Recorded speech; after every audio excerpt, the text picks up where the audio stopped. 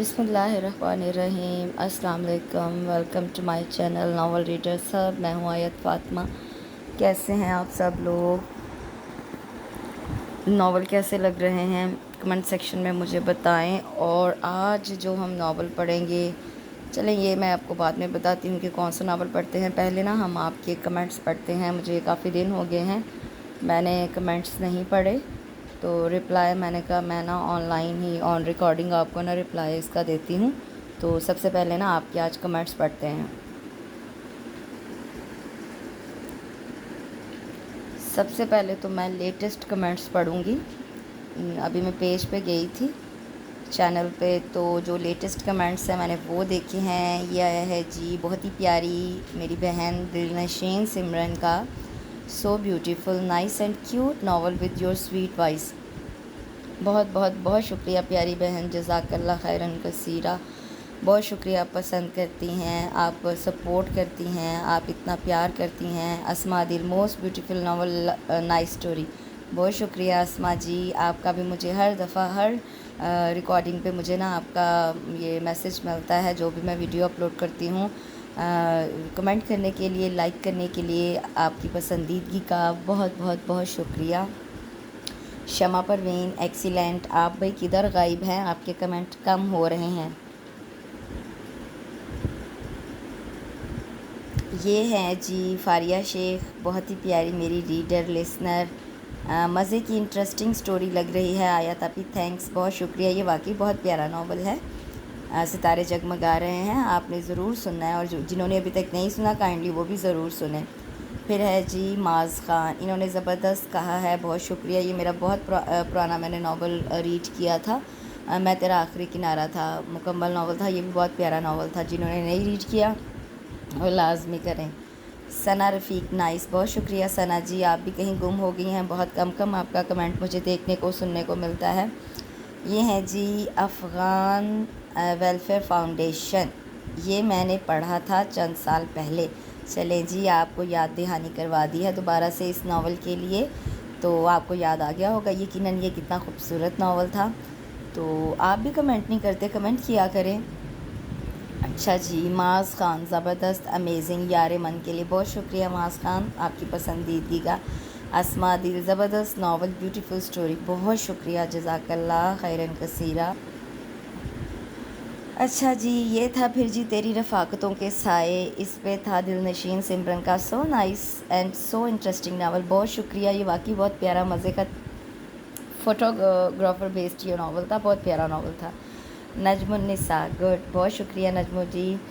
अब है जी Ruby Sheikh, interesting novel जी, अल्हम्दुलिल्लाह बहुत इंटरेस्टिंग था, बहुत शुक्रिया। शमा परवीन वेरी ब्यूटीफुल, बहुत शुक्रिया शमा जी। अच्छा जी, ये था दिलनशीन सिमरन का, अस्सलाम वालेकुम, कैसी हैं आप? नावल हमेशा की तरह बहुत खूबसूरत। वालेकुम अस्सलाम। मैंने मेरा ख्याल है आपको इसका रिप्लाई भी किया हुआ है दिलनशीन, आप चेक करिएगा। बहुत शुक्रिया पसंदीदगी का। मैं अल्हम्दुलिल्लाह बिल्कुल ठीक हूँ, आप सुनाएं, फैमिली ठीक है, बाकी सब? अच्छा जी, फिर है जी Maaz Khan, thank you so much dear, सब नावल बहुत बहुत अच्छे होते हैं। बहुत शुक्रिया माज़ ख़ान, बहुत बहुत बहुत ज़्यादा शुक्रिया आपकी पसंदीदगी का। जब आप इस तरह के कमेंट करते हैं तो मुझे सपोर्ट मिलती है, फिर मेरा दिल करता है कि मैं और ज़्यादा अच्छे नावल्स जो हैं वो ढूंढ के वो करूँ। सोशल मीडिया के भी एक दो मैंने सोचा हुआ है कि मैं नावल पढ़ के आपको सुनाऊँ, लेकिन डाइजेस्ट के ही इतने खूबसूरत नावल हैं, मैं जो बचपन से पढ़ती आ रही हूँ, मैं जो स्टोरीज़ मेरे जहन में होती हैं उसको मैं ढूंढ के आप लोगों के लिए रिकॉर्ड करती हूँ। तो फिर जब आप लोग पसंद करते हैं तो मुझे बहुत अच्छा लगता है। आप सबका बहुत शुक्रिया जी। अच्छा जी, ये हैं फारिया शेख, ये था जी किन दिल से है जीवन में रोशनी, उसके लिए, ये नावल के लिए। थैंक्स सो मच आयत आपी for this novel, your novels. इसका अब मुझे नहीं पता, इसको मैंने क्लिक नहीं किया अभी। बहुत शुक्रिया Faria.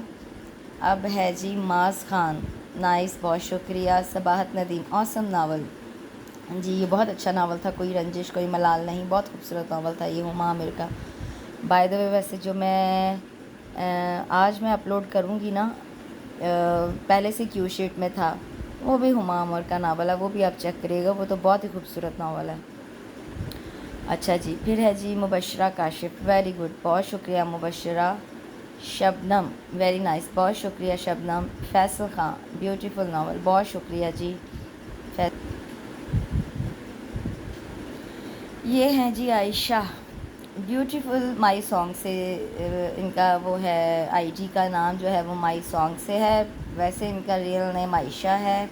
Beautiful super duper novel, thank you, आप बहुत खूबसूरत और अच्छे नावल, बहुत शुक्रिया आयशा पसंदीदगी का। अस्मा दिल बहुत बहुत मज़े का नावल था, ज़बरदस्त, बहुत शुक्रिया अस्मा जी। सबाहत नदीम अमेजिंग, बहुत शुक्रिया। ये हैं जी मुजाहिद हुसैन, अमरीन रियाज़ नावल्स प्लीज़ जी, इंशाल्लाह ज़रूर मैं कोशिश करूँगी आपके लिए अमरीन रियाज़ के नावल पढ़ूँ। शमा परवीन फैंटास्टिक, बहुत शुक्रिया शमा जी। सबाहत नदीम नाइस, बहुत शुक्रिया। इन्होंने ये मोहब्बत की धनक ओढ़ कर गज़ल यासिर मलिक का, ये मैंने काफ़ी अर्से पहले नावल पढ़ा था, उस पर इन्होंने कमेंट दिया है। बहुत शुक्रिया कि आप पुराने नावल ढूंढ के पढ़ रही हैं मेरी रिकॉर्डिंग्स को, बहुत बहुत बहुत शुक्रिया। अच्छा जी, ये है मास खान, थैंक्स डियर, शुक्रिया जनाब। सबाहत नदीम ऑसम, बहुत शुक्रिया। Faria Sheikh awesome super novel, thanks आयत आपी, बहुत बहुत बहुत शुक्रिया प्यारी बहन। अस्मा दिल मोस्ट ब्यूटीफुल नावल जी, ये बहुत प्यारा नावल था, तेरी रफ़ाकतों के साए में।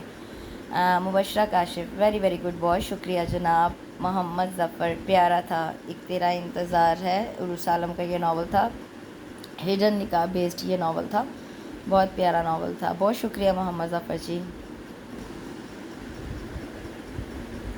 तेरी रफ़ाकतों के साए में ये आया था फारिया शेख का, पहला कमेंट इनका ही आया था। I am too much excited for this novel, बहुत शुक्रिया फारिया। दिलनशीन सिमरन, छोटा सा प्यारा सा क्यूट सा नावल, बहुत खूबसूरत है, बहुत शुक्रिया दिलनशीन बहन। अस्मा दिल अस्सलाम वालेकुम, कैसी हैं? नाइस नावल, वालेकुम अस्सलाम, अल्हम्दुलिल्लाह मैं बिल्कुल ठीक हूँ, बहुत शुक्रिया पसंदीदगी का। रूबी शेख नाइस नावल, बहुत शुक्रिया Ruby. Faisal Khan nice novel. Mrs Aamir माशाल्लाह you are doing good job, अल्हम्दुलिल्लाह जी, बहुत बहुत बहुत शुक्रिया मिसेस आमिर आपका, आपकी सपोर्ट का, आपके प्यार का। यकीन जानिए इस तरह के जब छोटे छोटे से कमेंट्स मुझे मिलते हैं मुझे बहुत अच्छा लगता है, सब लोग बहुत सपोर्ट करते हैं, आप प्लीज़ ऐसे ही सपोर्ट करते रहा करें और साथ में मेरे चैनल को लाइक शेयर सब्सक्राइब भी ज़रूर करते रहें। फिर है जी ये, अच्छा जी, ये है जी आयशा तबस्सुम, इनका आया था जी first like and my first comment, I love all your novels and style of reading, love from Bangladesh Dhaka. बहुत शुक्रिया आपकी पसंदीदगी का, आपके प्यार का, आपके सपोर्ट का। आपने जो पहला कमेंट किया, आपने जो पहला लाइक किया उस नावल पे, उसके लिए आपका बहुत बहुत शुक्रिया, बहुत ज़्यादा शुक्रिया कि आपको मेरा स्टाइल पसंद आ रहा है रीडिंग का। हालांकि पहले काफ़ी तनकीद होती रही थी और वो तनकीद अच्छी भी थी क्योंकि मैं काफ़ी तेज़ पढ़ती थी, लेकिन अभी मैंने ना काफ़ी काबू कर लिया है अपने रीडिंग स्टाइल को। तो love from Pakistan to, love from Pakistan Islamabad to, बहुत शुक्रिया आपकी पसंदीदी का। Like please like share subscribe ज़रूर करें और ऐसे ही कमेंट्स और लाइक्स करते रहें, बहुत शुक्रिया जनाब। इसके साथ ही मैं अब चलती हूँ उधर नावल के लिए, देखते हैं आज मैंने आपके लिए कौन सा नावल निकाला है। अच्छा जी, आज मैं जो नावल पढ़ूँगी वो मुकम्मल नावल है, किसका है जी? ये नावल है सना ज़फ़र का, मोहब्बत की छाँव में। इतना प्यारा ये नावल है। हाँ जी, बेसिकली ये जो नावल है ये बहन भाई की स्टोरी है, ट्रेजिडी हो जाती है, भाई जो है उसकी डेथ हो जाती है, लड़की जो है वो बिल्कुल अकेली रह जाती है, उसकी बहन, तो ना उसका कोई मतलब दुधिहाल है ना ननिहाल है। तो जो उसके भाई की एक्सीडेंट का लेके आता है ख़बर, और उसके भाई का दोस्त होता है, वो उसको देखता है जब एक्सीडेंट का बताने के लिए, तो उसको लव एट फर्स्ट साइट हो जाता है। फिर वो बाद में उसको ना मतलब अकेली करके उसके साथ शादी करता है, लेकिन अपनी मोहब्बत की बिना पर। लेकिन लड़की जो है वो बदगुमान हो जाती है कि इसने मेरे से ना ترس اور ہمدردی کے تحت شادی کی ہے. اتنی خوبصورت یہ رومانٹک بہت ہی پیاری سٹوری ہے, مجھے بہت پسند آئی ہے. میری کوشش ہوتی ہے کہ اگر میں نے ناول نہیں پڑھا ہوا تو پہلے وہ میں خود پڑھوں, اگر مجھے اچھا لگے کہ مجھے پتہ چلے کہ یہ ایسا مٹیریل ہے جو آپ لوگ پسند کریں گے, تو پھر میں اس کے لیے اس کی ریکارڈنگ کرتی ہوں. یہ ناول میں نے بہت پہلے پڑھا ہوا تھا لیکن مجھے بھول گیا تھا. جب میں نے اس کے بیچ میں سے کچھ پیراگرافس پڑھے تو مجھے یہ یاد آ گیا, تو میں نے کہا نہیں, آج تو میں یہ لازمی ناول پڑھوں گی آپ سب کے لیے. آپ سب کو یہ بہت پسند آئے گا. بہت پیاری سٹوری ہے, شادی کے بعد کی بھی بہت مزے کی سٹوری ہے, وہ بھی آپ مطلب سنیے گا. تو چلیے اب سٹارٹ کرتے ہیں. محبت کی چھاؤں بائے ثنا ظفر. ٹھک ٹھک ٹھک کی آواز اس کے خوابیدہ اعصاب پر ہتھوڑے کی مانند لگ رہی تھی. اس کی نیند میں تو پنکھے کی گھڑگھڑ بھی مجد نہ ہو سکی تو باہر دروازے پر ہوتی دستک کو کیا خاطر میں لاتی, لہٰذا دوبارہ کروٹ بدل کر سو گئی. لیکن پھر زوردار دستک نے اسے جھنجھوڑ کر رکھ دیا. پٹ سے آنکھیں کھول کے سامنے لگے وال کلاک پر نظر ڈالی اور چھلانگ لگا کر چارپائی سے اتری تو چارپائی بھی اپنی اس ناقدری پر چرچرا کر رہ گئی. ٹھک ٹھک ٹھک دروازے پر مسلسل دستک ہو رہی تھی. اوف, اتنی دیر سوتی رہی میں, 5 بج گئے ہیں. بھائی جان بیچارے نہ جانے کب سے باہر کھڑے ہیں. وہ شانوں پر دوپٹہ درست کرتی, چپل کو تلاش کر کے پیروں میں اڑستی بھاگم بھاگ باہر لپکی. آ رہی ہوں بھائی جان, آ رہی ہوں. وہ اپنی رو میں بولتی بے دھیانی میں دروازہ کھول کر پلٹ گئی. آپ سے بھی نہ صبر نہیں ہوتا. وہ جو نہا کے سوئی اور اب لمبے گھنے سیاہ بال یوں ہی پشت پر بکھرے تھے, آنے والے کی نظروں کی گرفت میں آ گئے. وہ متذبذب سا اسے واپسی پلٹتے دیکھتا رہ گیا, لیکن جب اس نے مڑ کر دوبارہ نہ دیکھا تو اسے پکارنا پڑا. سنیے پلیز. اجنبی لہجہ و آواز اسے ٹھٹک کر رکنے پر مجبور کر گیا. وہ ایک جھٹکے سے مڑی تو اس کے آگے سے تراشیدہ بال اس کے چہرے کو چھو کر پیچھے ہٹے تھے. وہ دم بخود رہ گیا تھا. وہ اسے اپنی بڑی بڑی خوابیدہ آنکھیں پوری کھلے حیران پریشان سی دیکھے گئی. کون ہیں آپ؟ اس نے تیزی سے دوپٹہ سر پر جماتے قریباً دروازے کی آڑ میں ہوتے ہوئے سخت سے لہجے میں پوچھا. وہ میں شعیب کا دوست ہوں. اس نے گہری سانس لی. لیکن بھائی جان تو گھر میں نہیں ہیں. جی مجھے معلوم ہے. وہ کافی پریشان لگا تھا. جی شعیب کا ایکسیڈنٹ ہو گیا ہے, حالت کافی سیریس ہے, میں آپ کو لینے آیا ہوں. کیا یہ کیا کہہ رہے ہیں آپ؟ ابھی 3 گھنٹے پہلے تو وہ مجھے کسی کام کا کہہ کر گئے تھے اور آپ.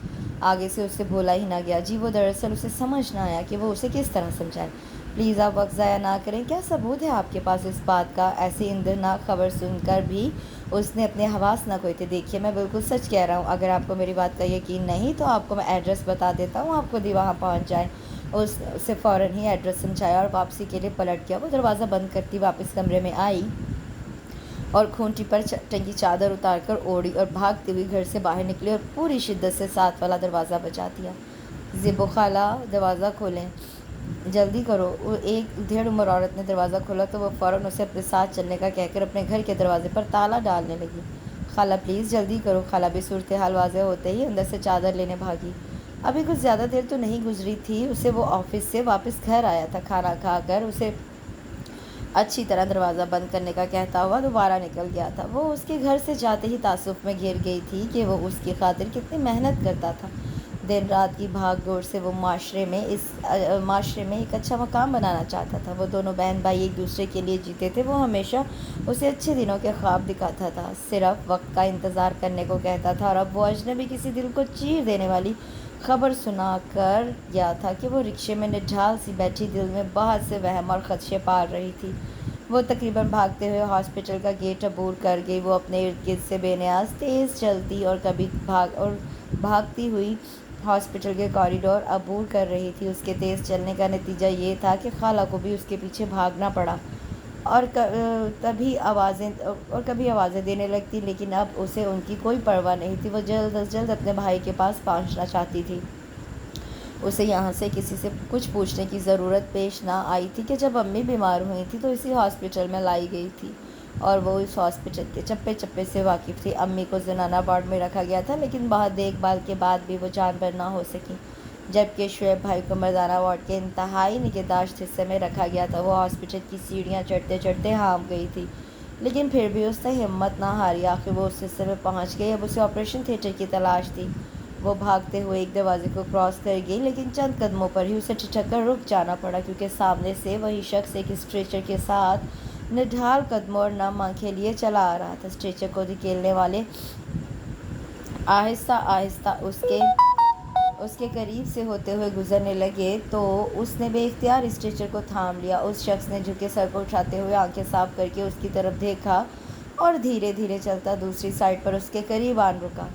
آپ اگر اس وقت میرے ساتھ آ جاتی تو شاید آپ کی بات ہو جاتی شعیب سے، لیکن اب اس کا لہجہ رند گیا، ایک دم ہی بجلی کڑکی اور اس پر گر گئی۔ کیا کہنا چاہتے ہیں آپ؟ اس نے متوحش لہجے میں کہا۔ اسے اپنی ہی آواز بہت دور سے آتی ہوئی محسوس ہوئی۔ اس نے کچھ بھی کہنے کے بجائے اسٹریچر پر پڑے بے جان وجود کے چہرے سے کپڑا ہٹا دیا۔ اس نے ہونٹوں پر ہاتھ رکھ کر اپنی چیخ کو روکا تھا اور نفی میں سر ہلانے لگی۔ اے کمبخت، اتنا بھاگتی ہے، مجھے بھی بھگا بھگا کر مار دیا۔ ایک منٹ کو کہیں نہ رکی تو خالہ ہانفتی ہوئی اس کے پاس پہنچی تھی، لیکن وہ تو بالکل گمسم بت بنی کھڑی تھی۔ یہ کیا ہوا؟ بے جان وجود کے چہرے کو دوبارہ ڈھانپ دیا تھا جسے خالہ نہ دیکھ پائیں۔ سب کچھ ختم ہو گیا خالہ، سب کچھ، اس کی سرسراتی آواز برآمد ہوئی۔ اے کمبخت، کیا بک رہی ہے؟ تو ٹھیک کہتی ہے خالہ، میں واقعی کمبخت ہوں، بلکہ میرے تو بخت ہیں ہی نہیں۔ وہ پھر بڑبڑائی تھی، لیکن بالکل ساکت کسی مجسمے کی مانند کھڑی تھی جس کی آنکھوں سے اب تک ایک آنسو بھی نہ ٹپکا تھا۔ پلیز آپ انہیں رلائیں، ورنہ ان کے ذہن پر اثر ہو جائے گا۔ میت صحن کے بیچوں بیچ بچھی چارپائی پر پڑی تھی اور وہ بالکل بت بنی ایک ہی سمت دیکھے جا رہی تھی۔ اس کی دوست شہلا جو اس سے ملنے آئی تھی اور آگے اس نے یہ سب کچھ دیکھا تو وہ بھی نڈھال ہو گئی۔ رمیحہ، کیا ہو گیا ہے تمہیں؟ دیکھو تمہارے بھائی کا جنازہ گھر میں پڑا ہے۔ رومی پلیز ہوش میں آؤ، خدا کے لیے رو پڑو رمیحہ، خدا کے لیے رو پڑو۔ اس نے رمیحہ کو جھنجھوڑ ڈالا، لیکن وہ نہ تو روئی۔ شہلا خود ہی اس کے گلے لگ کر پھوٹ پھوٹ کر رو دی۔ خالہ آپ ہی اسے رلائیں۔ میں کیا کروں بیٹی، میں نے تو بہت کوشش کر کے دیکھ لی، خالہ نے بھی بے بسی سے اپنے آنسو پوچھتے ہوئے کہا۔ جنازے کے ارد گرد محلے کی بہت سی عورتیں جمع تھیں، شعیب کے بہت سے دوست بھی آ چکے تھے۔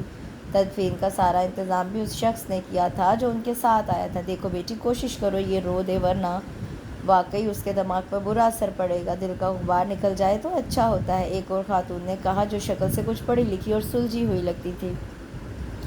دیکھو رومی، رمیحہ دیکھو، تمہارا بھائی ہے، یہ تمہارے اکلوتے بھائی کی لاش ہے، یہ تمہارا بھائی مر گیا ہے رمو، مر گیا ہے، تم دنیا میں تنہا رہ گئی ہو، تمہارا واحد سہارا بھی خدا نے چھین لیا ہے۔ رومی ہوش میں آؤ اور دیکھو وہ جا رہا ہے تمہیں چھوڑ کر، کبھی نہ واپس آنے کے لیے، تمہارا اب اس دنیا میں کوئی نہیں رہا رومی، کوئی نہیں۔ ہلکی سی جنبش ہوئی، اس نے مسلسل روتی ہوئی شہلا کی جانب دیکھا، پھر صحن کے درمیان رکھی چارپائی کو جس پر پڑے اس کے اکلوتے بھائی کا خوبصورت نقوش سے سجا، بند آنکھوں، جامد ہونٹوں والا بے جان چہرہ نظر آ رہا تھا۔ اب سے چند گھنٹوں پہلے یہ ہونٹ مسکرا رہے تھے، ان بند آنکھوں میں ڈھیروں خواب سجے تھے اس کے حوالے سے، اس کے مستقبل کے خواب، خوبصورت گھر اور بہتر معیار زندگی کے خواب، اپنے حقوق دوسروں سے چھین لینے کے پلان، لیکن اب سب کچھ ملیا میٹ ہو گیا تھا۔ چند گھنٹوں پہلے اس متحرک وجود کو اب منو مٹی تلے دفنایا جانا تھا۔ وہ جو خوبصورت شخصیت کا مالک تھا، وہ جو دن کو دن اور رات کو رات سمجھے بنا مسلسل محنت میں لگا تھا، اس کی ساری محنت اب مٹی میں مٹی ہو جانی تھی۔ اسے حرکت کرتا دیکھ کر ہر طرف خاموشی چھا گئی، مسلسل ہوتی سرگوشیاں تھم گئیں، جیسے وہاں موجود ہر شخص نے اپنا سانس اندر ہی روک لیا ہو۔ بیرونی دروازے سے اندر آتا سعدان حسن وہیں ٹھٹک کر رک گیا۔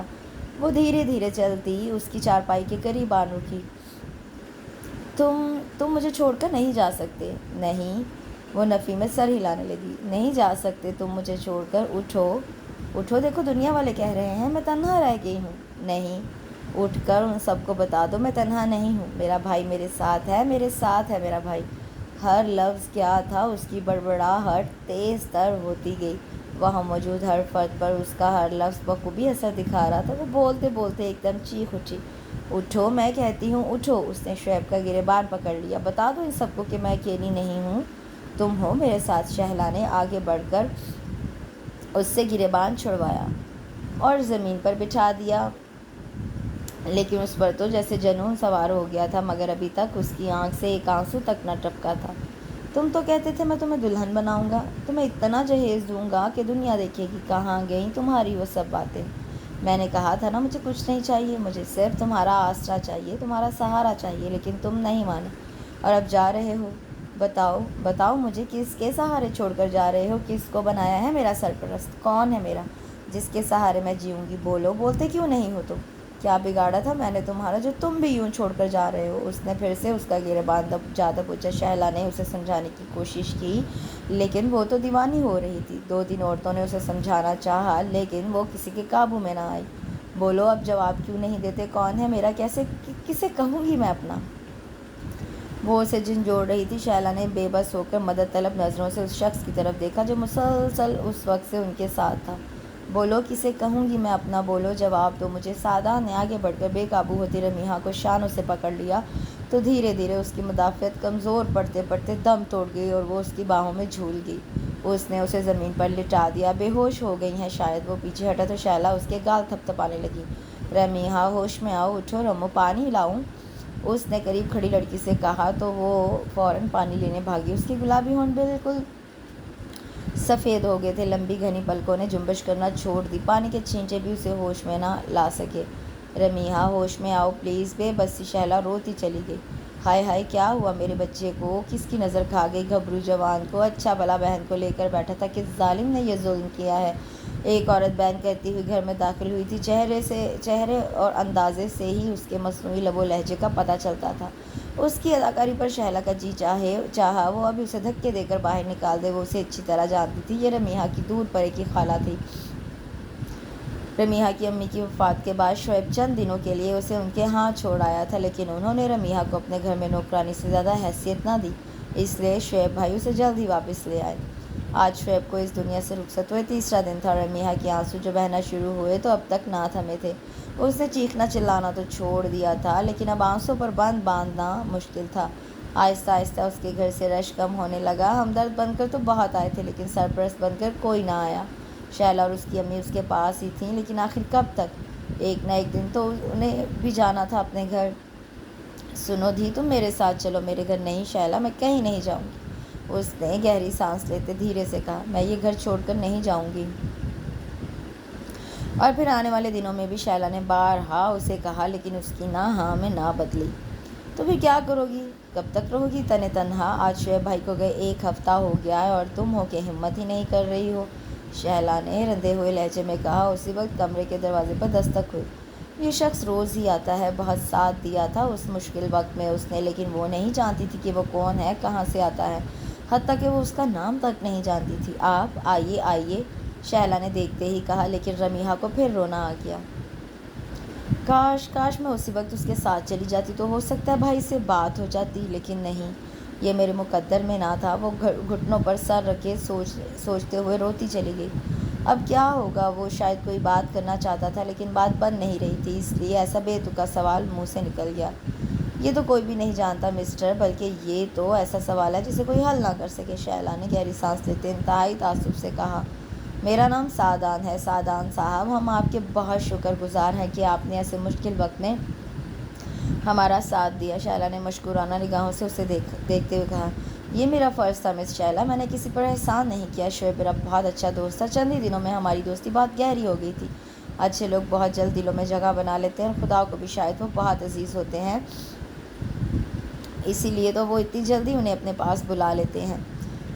میرے ساتھ ہی تو تھا وہ اپنے آخری لمحوں میں، بس چند لمحوں کا کھیل تھا۔ اس کی آنکھوں کے سامنے وہ حادثہ پوری جزیات کے ساتھ آیا تھا جسے وہ کبھی بھی بھول نہ سکتا تھا۔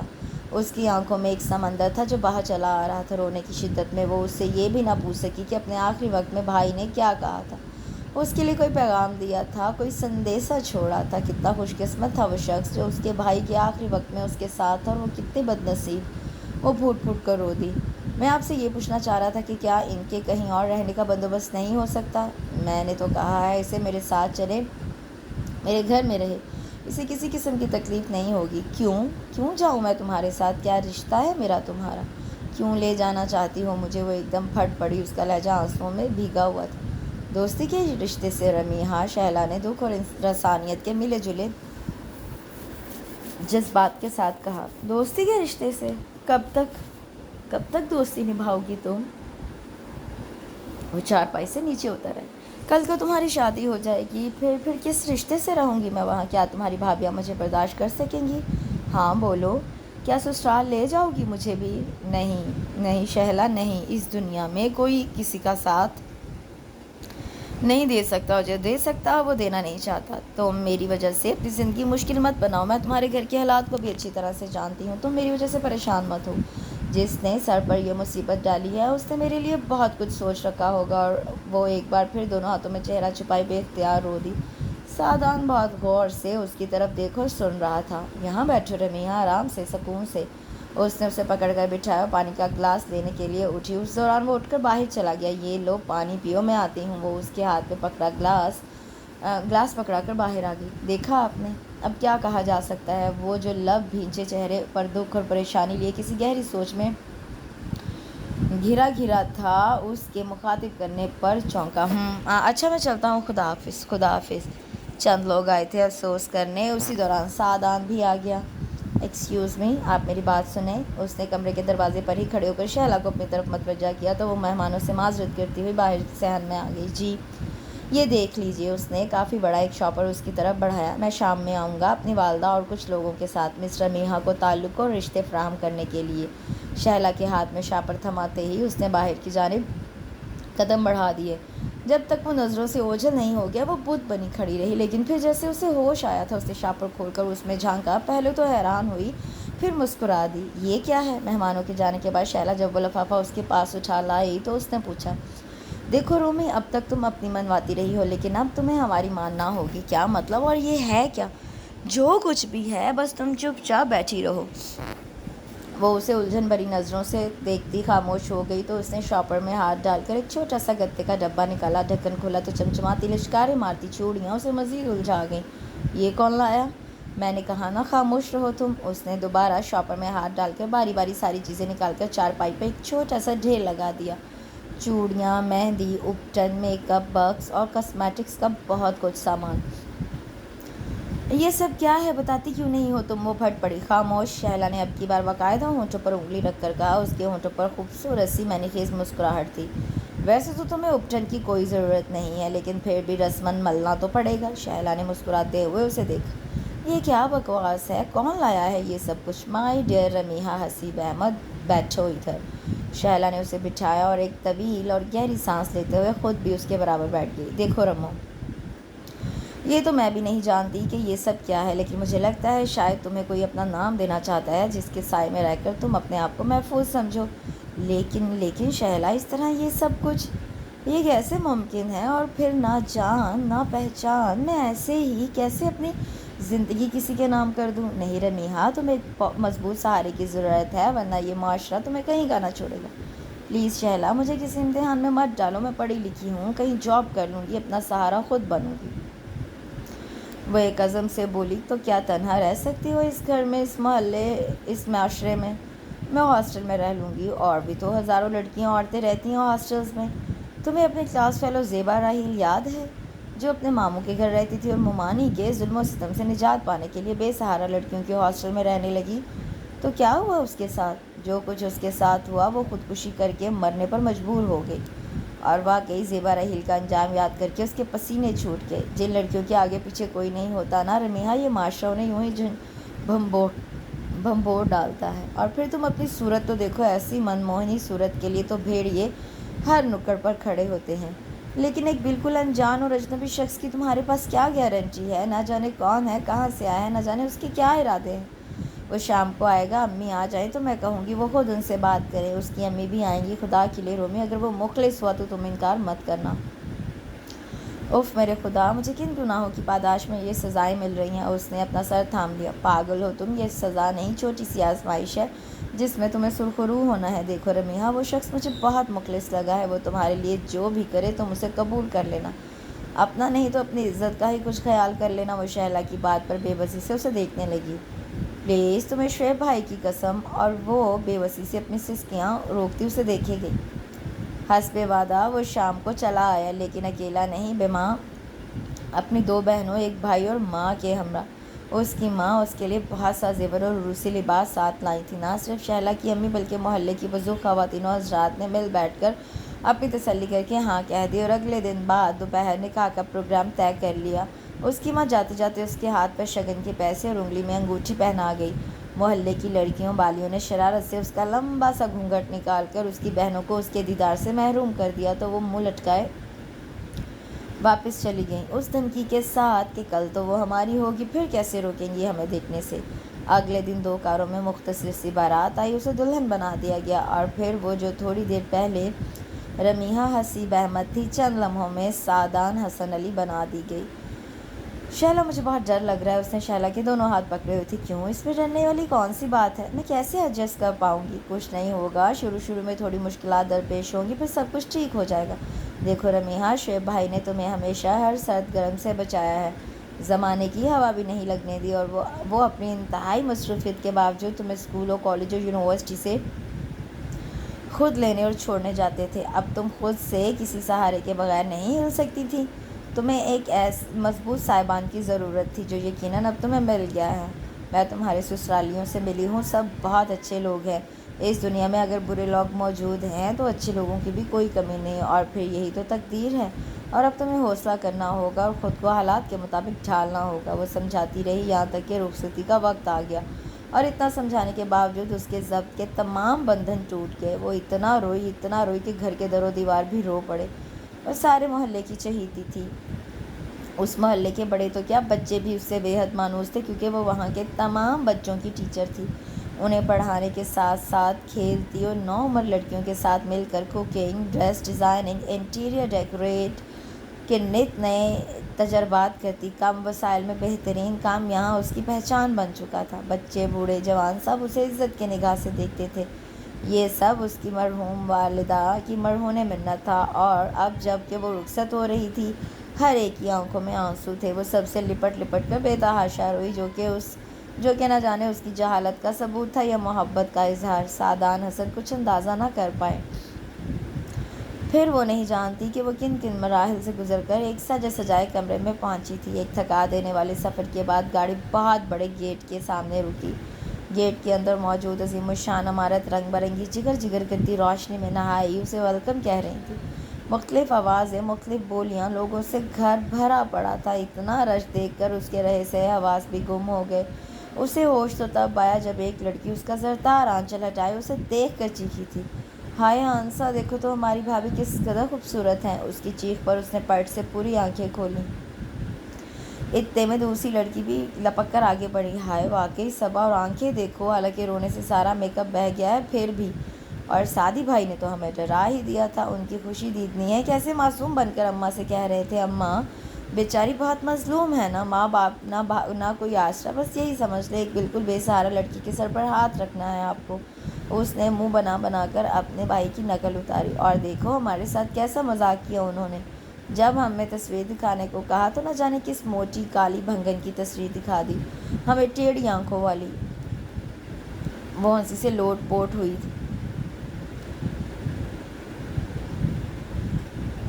اور بھابھی کیسے بھڑکی تھیں کہ انہیں ایسی دیورانی نہیں چاہیے، کالی بھجنگ۔ اپنے ڈیشنگ اور اسمارٹ دیور کے لیے تو انہوں نے نہ جانے کیا کیا خواب سجا رکھے تھے۔ کتنا لڑی تھی وہ سعدی بھائی کے ساتھ کہ انہوں نے ان کے سارے خوابوں کو ملیا میٹ کر دیا ہے۔ اماں نے ڈیوٹی بھی تو ان کی ہی لگائی تھی۔ سعدی بھائی کے لیے لڑکی تلاش کرنے کی ایک سے ایک بڑھ کر ایک لڑکی کی تصویر تھی ان کے پاس، لیکن سعدی بھائی ہاتھ ہی نہ آتے تھے۔ اور اب کیسے پھنسے، کیسے مظلومیت سے اماں کے سامنے درخواست پیش کی کسی غریب بے سہارا کو سہارا دینے کی۔ وہ بنا اس کے احساسات جانے اپنی باتوں میں مگن تھی، اور ایک وہ تھی کہ جسے ایک دم اپنی کم مائگی اور کمتری کا احساس شدت سے ہوا۔ ترس اور ہمدردی جیسے جذبات اسے یہاں تک لانے کا محرک بنے تھے۔ آنسوؤں کا ایک ریلا امڑ کر آیا تھا۔ اس نے اتنی سختی سے لب کاٹ لیے کہ صرف خون رسنے کی کسر باقی رہ گئی تھی۔ روکنے کے باوجود بھی سسکی ہونٹوں سے برآمد ہو گئی تھی۔ آنسا فوراً اس کی طرف متوجہ ہوئی۔ اس نے تیزی سے بھر آنے والی آنکھیں صاف کی، بھابھی میرا خیال ہے آپ بہت زیادہ تھک گئی ہیں، آپ ایسا کریں سامنے واش روم ہے، آپ منہ ہاتھ دھو کر فریش ہو جائیں، پھر ہم دوبارہ آپ کو تیار کر دیتے ہیں۔ پھر اس نے اس کا سارا زیور اتارنے میں اس کی مدد کی۔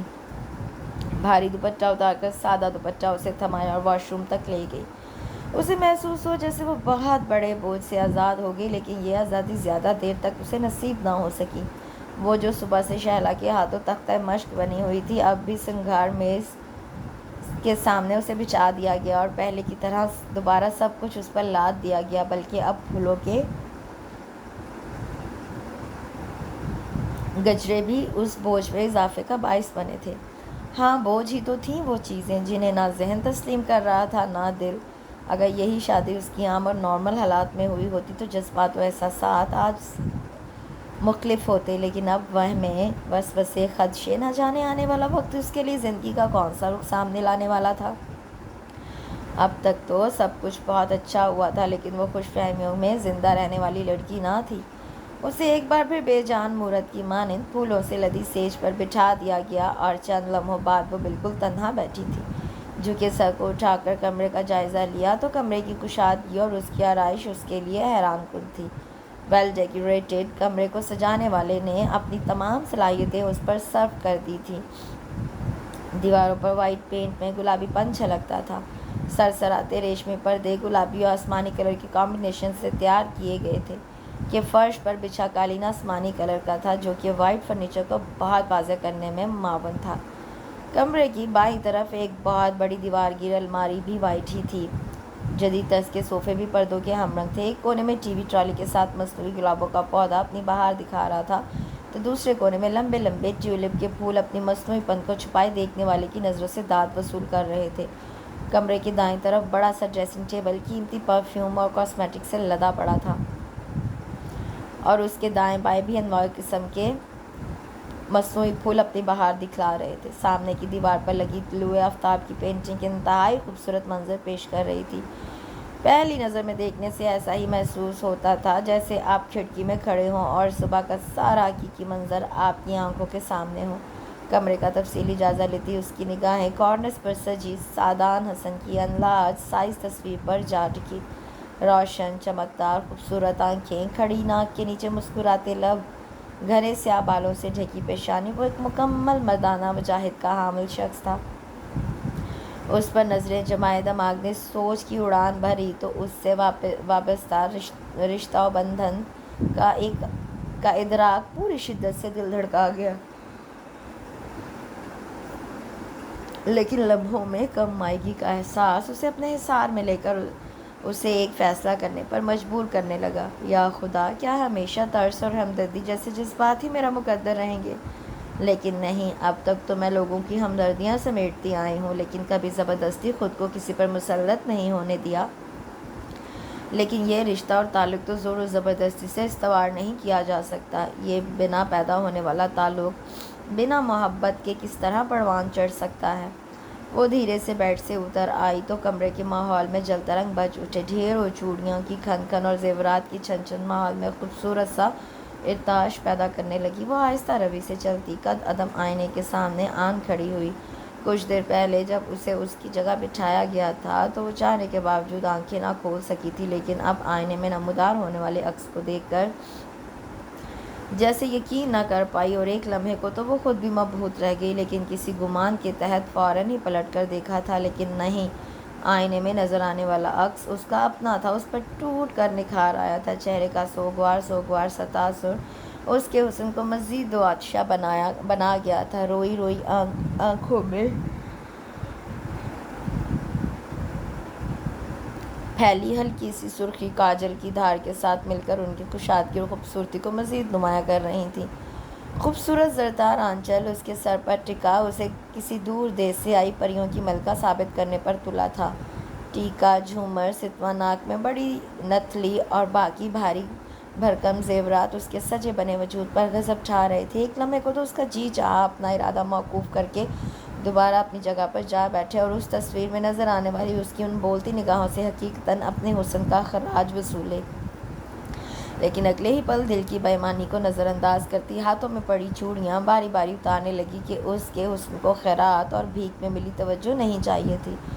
وہ بالوں کی پنیں کھینچ کھینچ کر اتار رہی تھی جب دروازے کے پاس شور سا اٹھا۔ لمبے گھنے سیاہ ریشمی بال پشت پر بکھرے تھے اور آخری پن کھینچتے ہاتھ وہیں رہ گئے اور سانسیں کہیں سینے میں اٹک گئیں۔ بھائی ہمارا حق پہلے ہمیں دیں پھر اندر جانے دیں گے۔ اس کے کانوں میں اپنی نند آنسا کی آواز پڑی۔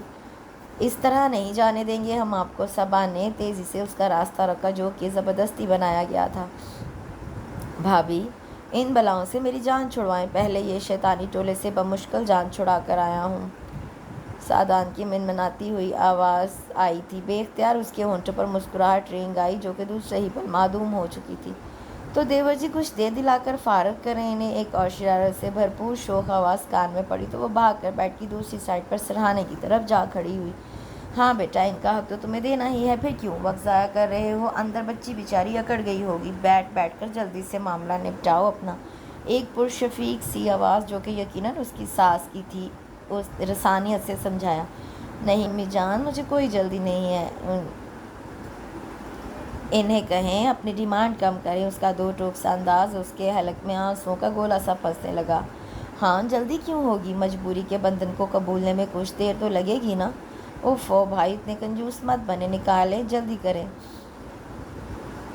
لیکن شاید اسے بھی اس بحث میں مزہ آنے لگا تھا، حالانکہ وہ آج ہی اس موقع کے لیے اپنی دونوں لاڈلی بہنوں کے لیے خوبصورت سے وائٹ گولڈ کے بریسلیٹ خرید لایا تھا۔ پھر تھوڑی دیر کی محبت بھری چھیڑ چھاڑ کے بعد خوشی و مسرت کا اظہار کرتا شور دروازے کے اس پار بلند ہوا، لیکن چند لمحوں میں ہی مکمل خاموشی چھا گئی تھی۔ اس کی نگاہیں مسلسل دروازے پر جمی تھی، لیکن دروازہ کھلتے ہی جھک گئیں۔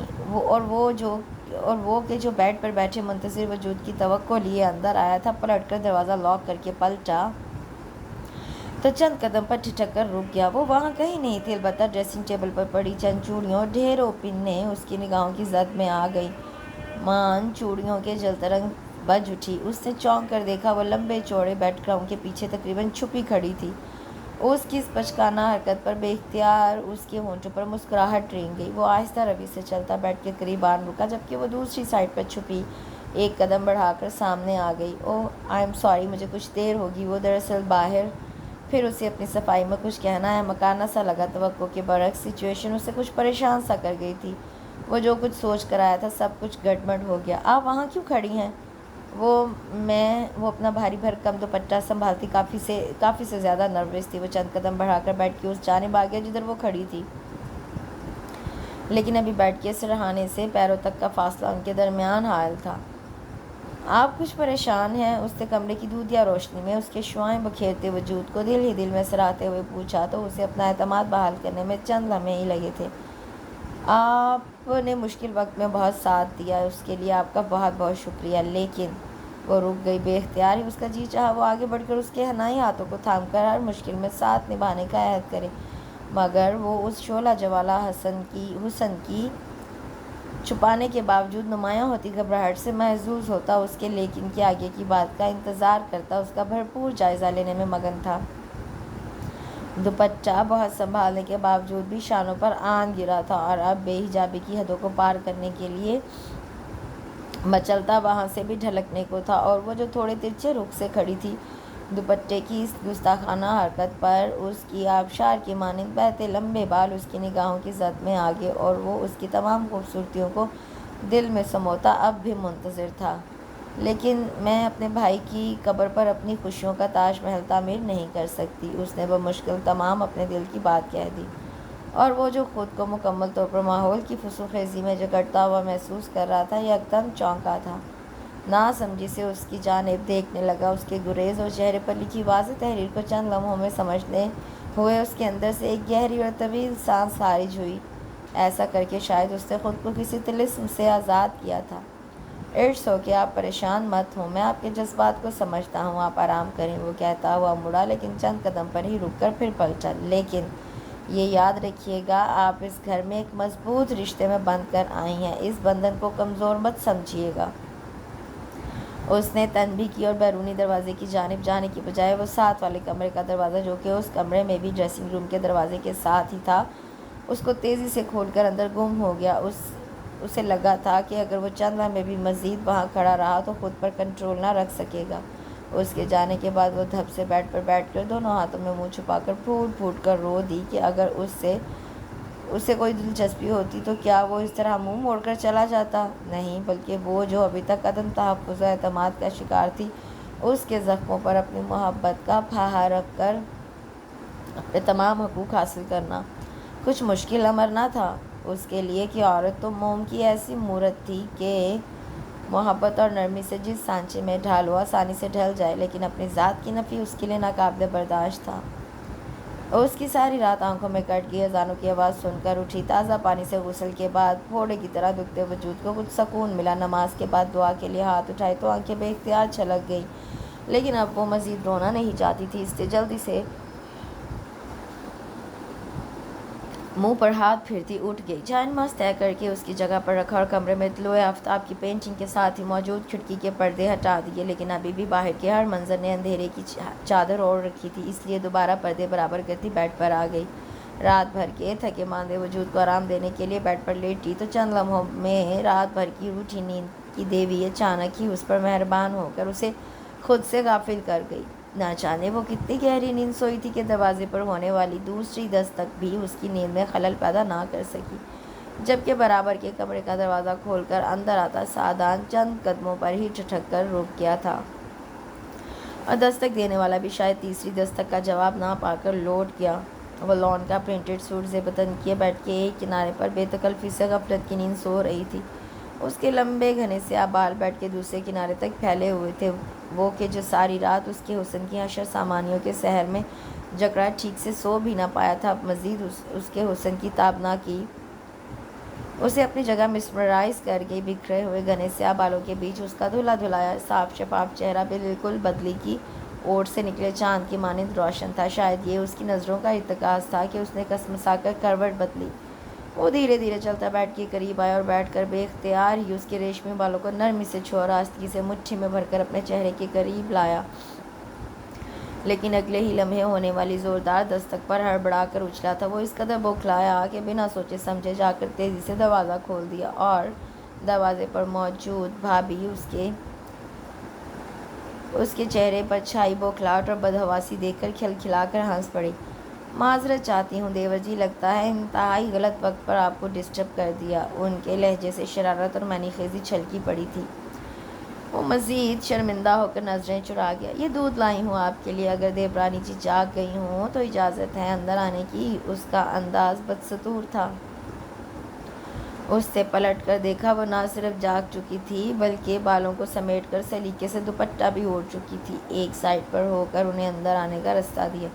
ارے جناب، آپ کدھر چلے؟ ادھر آئیے۔ وہ موقع غنیمت جان کر باہر کھسکنے کو تھا کہ انہوں نے ایک ہاتھ سے اس کا بازو پکڑ کر واپس کھینچ لیا۔ ادھر بیٹھو۔ انہوں نے سکڑی سمٹی رمیحہ کے برابر بٹھا دیا اور ٹرے میں رکھے گلاس ان کے سامنے کر دیے۔ سعدان نے تو فوراً اپنا گلاس اٹھا لیا، لیکن وہ ہاتھ پر ہاتھ رکھے بیٹھی رہی۔ ارے دیورانی جی، لیجیے نا آپ بھی۔ شرمانا کیسا؟ میں دودھ نہیں پیتی، اس کی مترنم آواز برآمد ہوئی۔ ارے واہ دیور جی، دیورانی جی کی تو آواز بھی بہت پیاری ہے۔ تم نے تو اچھا مجھے الو بنایا اور ساتھ بھی نہ لے گئے، بھابھی نے کہا تو وہ بے اختیار مسکرا دیا۔ اسے یاد آیا کہ بھابھی نے تصویر دیکھ کر کیسا واویلا مچایا تھا کہ ان کی پسند کی گئی حسین ترین لڑکیوں کو ریجیکٹ کر کے کیسی موٹی بھدی کالی کلوٹی لڑکی کو بیانے جا رہا تھا، اور اسی ناراضگی میں وہ بارات کے ساتھ بھی نہ گئی تھی اور اس نے پلٹ کر کہا بھی نہ تھا۔ اور ہاں دلہن صاحبہ، آپ دودھ کیوں نہیں پیتی؟ آپ کے یہ نام نہاد شوہر صاحب تو صبح شام دودھ پیتے ہیں، دنیا بیڈ ٹی لیتی ہے، اور یہ صاحب بہادر بیڈ ملک لیتے ہیں، لہٰذا اب آپ کو بھی عادت ڈالنی ہوگی۔ انہوں نے زبردستی گلاس اس کے ہاتھ میں تھماتے ہوئے کہا، جسے تھام کر وہ گھونٹ گھونٹ گرم دودھ اپنے اندر انڈیلنے لگی۔ اس نے کنکھیوں سے اس کے حنائی ہاتھ میں تھامے گلاس کو اس کے ہونٹوں کو چھوتے دیکھا تو ایک گہری طویل سانس لے کر رہ گیا۔ ہاں تو اب تم مجھے اپنے بارے میں بتاؤ۔ وہ ٹرے ایک سائڈ پر رکھ کر بیڈ پر اس کے سامنے بیٹھتے ہوئے بولی۔ نیم گرم دودھ کی چسکی لیتے لب ایک دوسرے میں پیوست ہوئے تھے۔ وہ دلچسپی سے اس کی اٹھتی گرتی پلکوں کو دیکھنے لگی۔ بھئی میں نے کچھ پوچھا ہے؟ چند لمحوں کے انتظار کے بعد بھی جب جواب نہ ملا تو وہ پھر بول اٹھی۔ کیا بتاؤں میں آپ کو؟ اس کی ہلکی سی آواز نکلی تھی۔ بھئی میں تو تمہارے نام کے سوا کچھ نہیں جانتی۔ اچھا چلو، اپنی گریجویشن کے متعلق بتاؤ کتنا پڑھی، اپنی ایجوکیشن کے متعلق بتاؤ کتنا پڑھی ہو۔ انہوں نے بے تکلفی سے اس کا ہاتھ تھاما۔ ابھی حال ہی میں ایم اے انگلش کے فائنل ایگزامز دیے ہیں۔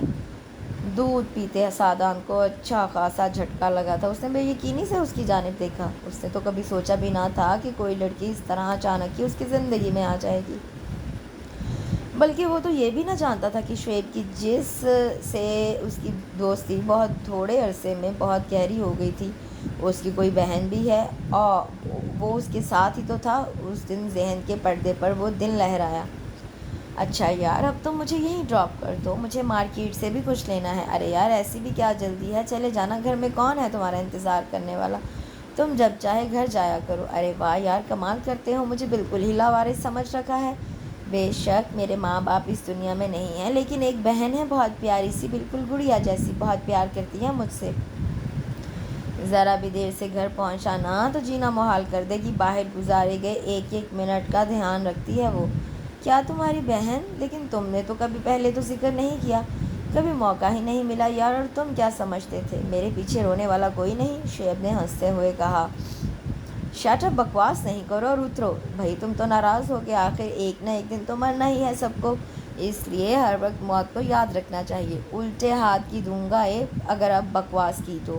اچھا یار ناراض نہ ہو، جا رہا ہوں، خدا حافظ. وہ سڑکیں پھلانگتا ہوا گاڑیوں سے بچتا بچاتا گزر رہا تھا، لیکن سڑک کے کنارے پہنچتے ہی ایک تیز رفتار ٹرک آیا اور بچنے کی کوشش کے باوجود ایک بازو اور ٹانگ کو کچلتا ہوا گزر گیا. اس کی نگاہیں لمحہ بلمحہ دور ہوتے شعیب پر جمی تھیں اور حادثہ اس کے دیکھتے ہی دیکھتے ہو گیا. شعیب، وہ پورے زور سے چیخا تھا.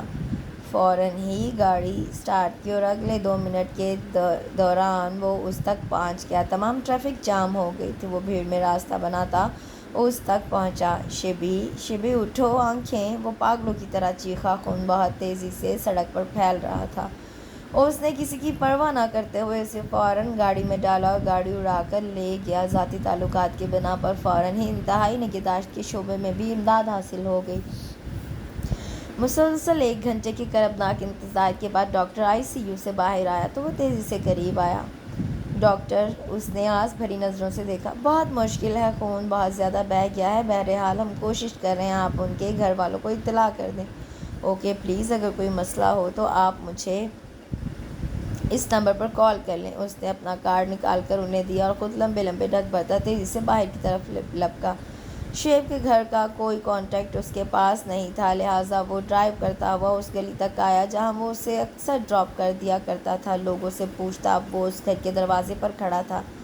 پیاری سی گڑیا جیسی بہن. اس کے ذہن میں ایک چھوٹی سی بچی کا تصور تھا. مسلسل دستک دینے پر بھی دروازہ نہ کھلا. ہو سکتا ہے محلے میں کہیں کھیل رہی ہو، اس نے ادھر ادھر دیکھتے ہوئے سوچا اور ساتھ ہی ایک بار پھر دروازہ بجا دیا.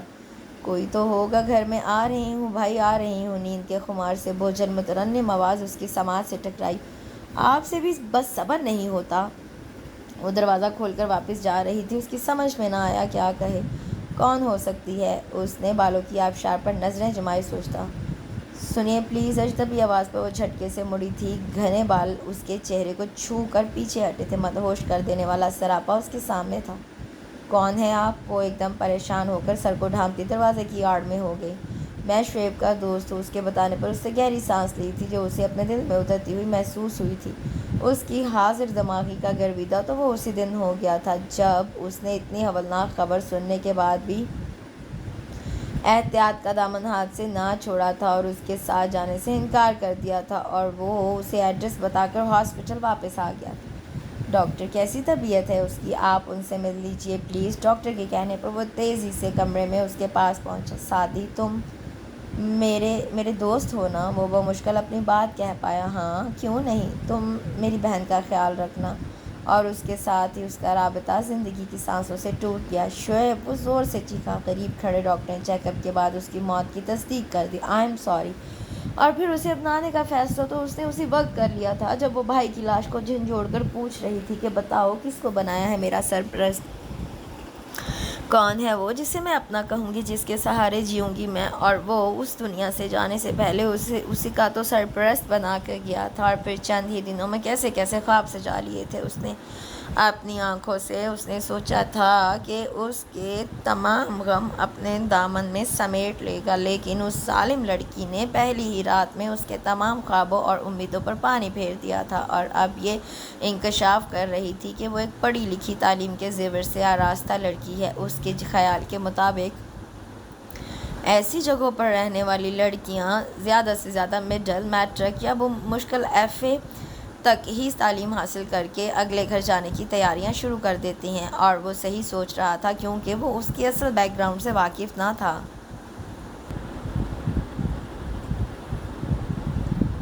ولیمے کا انتظام شہر کے ایک بہت بڑے ہوٹل میں کیا گیا تھا۔ ڈھیروں مہمان آ چکے تھے اور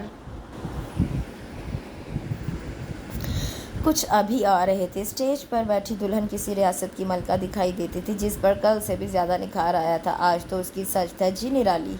مہمانوں کو ویلکم کہتے سعدان کی نظریں بار بار بھٹک کر اسٹیج کی طرف اٹھ رہی تھیں، جہاں وہ دشمن جان نظریں جھکائے شہلا سے محو گفتگو تھی، جسے سعدان نے خاص طور پر انوائٹ کیا تھا۔ کہو کیسی گزری؟ شہلا نے شرارت اور منی خیزی سے مسکرا کر پوچھا۔ کیا؟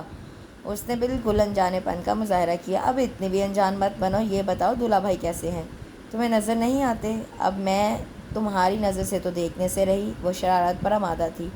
اب میں نے آنکھوں پر کوئی رنگین اینک تو نہیں لگا رکھی۔ اچھا اب زیادہ بنو مت اور بتاؤ کہ بظاہر یہ خوبصورت اور اسمارٹ سا بندہ اندر سے کیسا ہے؟ مجھے نہیں معلوم۔ واٹ؟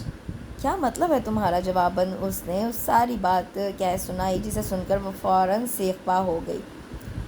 لعنت ہے تم پر بھی، دماغ خراب ہو گیا ہے تمہارا۔ تم نہیں سمجھو گی شیلا، میں سب سمجھتی ہوں رومی، لیکن تم نہیں سمجھ رہی ہو۔ دیکھو اپنی بیوقوفیوں سے اپنا یہ آخری سہارا بھی نہ گنوا بیٹھنا۔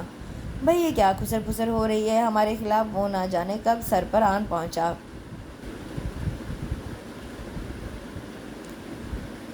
شیلا ایک دم گڑبڑا گئی۔ ارے دولہا بھائی، میں اس سے پوچھ رہی تھی کہ آپ نے اسے رونمائی میں کیا تحفہ دیا؟ اس نے بروقت بات بنائی جو وہ بڑی دیر سے پوچھنا چاہ رہی تھی، اور اس کی بیوقوفیوں کی داستان سن کر باقی سب بھول گئی تھی۔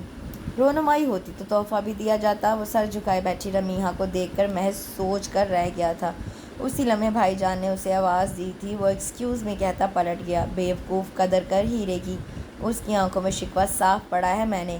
اچھا اب زیادہ بی اما نہ بنو، وہ چڑ گئی۔ خدا ہی تمہارے حال پر رحم کرے۔ وہ گہری سانس لیتی ہوئی بولی۔ پھر آہستہ آہستہ گھر کے ہنگامے کم ہونے لگے، اور اسے گھر اور گھر والوں کی پہچان ہونے لگی۔ گھر ڈبل سٹوری تھا۔ گھر کے اوپر والے پورشن کو 2 حصوں میں تقسیم کیا گیا تھا۔ بڑے سے ڈرائنگ روم کے چاروں طرف کمرے تھے، اور یہیں سے دائیں بائیں سے 2 سیڑھیاں اوپر جاتی تھیں۔ آمنے سامنے کے یہ 2 پورشن بالکل الگ ایک جیسے تعمیر کیے گئے تھے۔ ایک پورشن اگر اس کے حصے میں آیا تھا تو دوسرے میں بھابھی اپنے شوہر اور بچوں کے ساتھ مقیم تھی، جبکہ نیچے والے حصے میں ان کی دونوں نندیں آنسا اور صبا، ایک دیور عثمان، اور امی جان یعنی ساس، ایک شفیق ماں اور محبت کرنے والی ساس تھیں۔ آنسا 3rd ایئر اور صبا 2nd ایئر کی طالبات تھیں، جبکہ عثمان میڈیکل کا اسٹوڈنٹ تھا۔ اس کا گھر میں ہونا نہ ہونا برابر تھا۔ وہ سارے گھر میں کتابی کیڑے کے نام سے مشہور تھا۔ گھر میں پیسے کی ریل پل ہونے کے باوجود یہاں نوکروں کی بھرمار نہ تھی۔ امی جان کو عورتوں کے ہوتے ہوئے گھر کو نوکروں کے حوالے کرنا سخت برا لگتا تھا۔ ایک چوکیدار، ایک مالی بابا برتن دھونے اور گھر کی صفائی کے لیے ایک ماسی آتی تھی، جس کے ساتھ مل کر گھر کی صفائی کرانا بھابھی کی ذمہ داری تھی۔ صبح کا ناشتہ اور دوپہر کا کھانا بھی وہی بناتی، جبکہ رات کا کھانا دونوں بہنیں مل کر تیار کرتی۔ ناشتے اور لنچ میں امی جان بھابھی کی مدد کر دیا کرتی تھی، اور دیگر چھوٹے موٹے ڈھیروں کام بھی چلتے پھرتے نمٹا دیا کرتی تھی۔ اور اب تو وہ ان سیدھے سادے پرخلوص لوگوں میں ایڈجسٹ ہو گئی تھی، اور دھیرے دھیرے بالکل غیر محسوس طریقے سے بھابھی کا ہاتھ بٹا دیا کرتی تھی۔ اس کی فارغ نہ بیٹھنے کی عادت کو دیکھتے ہوئے جلد ہی امی جان نے اس کا ہاتھ میٹھے میں ڈلوا دیا تھا۔ اس نے اپنی نرم طبیعت اور اچھی عادتوں کے باعث جلد ہی سب کو اپنا گرویدہ بنا لیا۔ لا تعلق تھی تو صرف سعدان حسن سے۔ وہ اس کی لا تعلقی پر خون کے گھونٹ پی کر رہ جاتا۔ وہ اسے لا تعلق ضرور تھی، لیکن بے نیاز نہیں۔ وہ اس کا ہر کام پابندی سے کرتی، کپڑے استری کرنا، جوتے پالش، کپڑوں کی دھلائی سے لے کے وارڈروب کی درستگی تک۔ اگر ایک دن اس کی شرٹ کا بٹن ٹوٹا ہوتا تو اگلے دن وہ اسے لگا ہوا ملتا، حتیٰ کہ گرم دودھ صبح شام اسے وقت پر ٹیبل پر رکھا ملتا۔ نہ جانے وہ یہ سب کس وقت کر کے غائب ہو جاتی تھی۔ وہ اس کے آفس جانے سے پہلے نیچے آ کر ناشتہ تیار کرتی کہ یہ ذمہ داری اب اس نے اپنے سر لے لی تھی۔ اس گھر کا اصول تھا کہ ناشتہ سب اکٹھے کرتے تھے کہ ایک ہی وقت میں سب کو گھر سے نکلنا ہوتا تھا۔ رات کا کھانا البتہ ثنا بھابھی اپنے شوہر اور بچوں کے ساتھ اپنے کمرے میں کھاتی۔ شروع کے دنوں میں تو وہ نیچے ان سب کے ساتھ ہی کھانا کھا لیا کرتی، لیکن پھر ایک دن امی جان نے اسے اپنے قریب بلا کر بیٹھنے کو کہا۔ دلہن ایک بات کہوں، اگر برا نہ مانو تو۔ کیسی بات کر رہی ہیں امی جان، آپ حکم کریں۔ دیکھو دلہن، اگر میاں بیوی ایک وقت کا کھانا مل کر کھا لیا کریں تو میرا خیال ہے کوئی مذائقہ نہیں۔ امی جان کی رسانیت سے کہی بات کو سمجھتے ہوئے وہ شرمندہ سی ہو گئی، لیکن اب وہ انہیں کیا بتاتی کہ وہ تو ان کے سامنے جانے سے ہی گھبراتی ہے، تو ساتھ بیٹھ کر کھانے کا تو سوال ہی پیدا نہیں ہوتا۔ لیکن پھر اتنا ضرور ہوا کہ وہ کھانا اس کے آنے کے بعد کھاتی تھی۔ وہ شام کو 5 اور 7 کے درمیان آ جایا کرتا تھا۔ اس وقت وہ کچن میں ہوتی یا پھر اپنے کمرے میں جہاں سعدان نے پہلی رات گزاری، اور اگر کبھی امی کو پتہ چل جاتا کہ سعدان آفس سے آ گیا ہے اور وہ کچن میں ہے تو وہ فوراً اسے کچن سے باہر نکال دیتی۔ جاؤ، اس وقت سعدی کو تمہاری ضرورت ہے بیٹا۔ وہ کھانے کی ٹرے سجائے کمرے میں چلی آتی کہ وہ دوپہر کو ہلکے پھلکے سنیکس پر ہی گزارا کرتا تھا اور رات کا کھانا جلدی کھا لیا کرتا تھا۔ نہ صرف وہ بلکہ گھر کے سبھی افراد مغرب اور عشاء کے درمیانی وقت میں کھانا کھا لیا کرتے تھے۔ وہ کھانے کی ٹرے ٹیبل پر رکھ کر اس کے باتھ روم سے نکلنے سے پہلے ہی اپنے کمرے میں بند ہو جاتی۔ موسم کی تبدیلی کے باعث فضا میں ہلکی سی خنکی در آئی تھی۔ شام کو یہ خنکی بہت اچھی خاصی سردی میں تبدیل ہونے کی وجہ سے راتیں بھی لمبی ہو گئی تھیں۔ وہ ہمیشہ 7 بجے تک گھر میں موجود ہوتا تھا، لیکن آج ابھی تک نہ آیا۔ لیکن اس نے زیادہ نوٹس اس لیے نہ لیا کہ کوئی ضروری کام ہوگا، مگر جب گھڑی نے 8 بجائے تو اسے تشویش نے آن گھیرا۔ اس وقت یہ تشویش پریشانی میں ڈھل گئی جب گھڑی کی سوئی 9 کے ہندسے کو بھی کراس کرنے لگی۔ وہ گھبرا کر نیچے چلی آئی، کیونکہ وہ